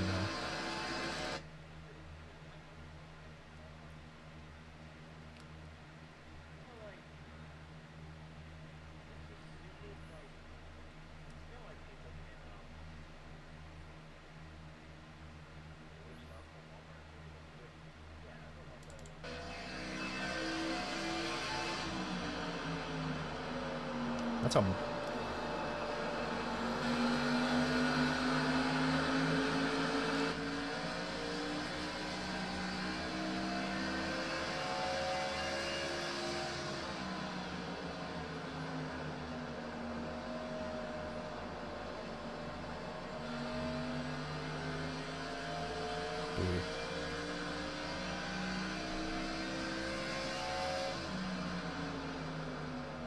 That's true.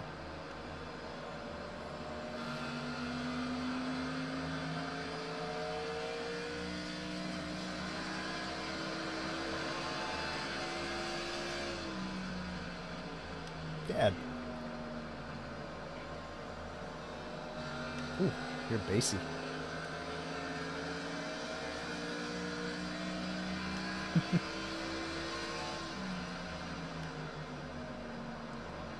You'll have that. Alright, dudes, we're gonna kill the stream right there.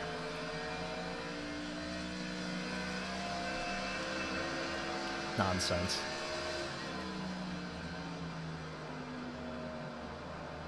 Timmy, thanks again, man. We will talk to you next week.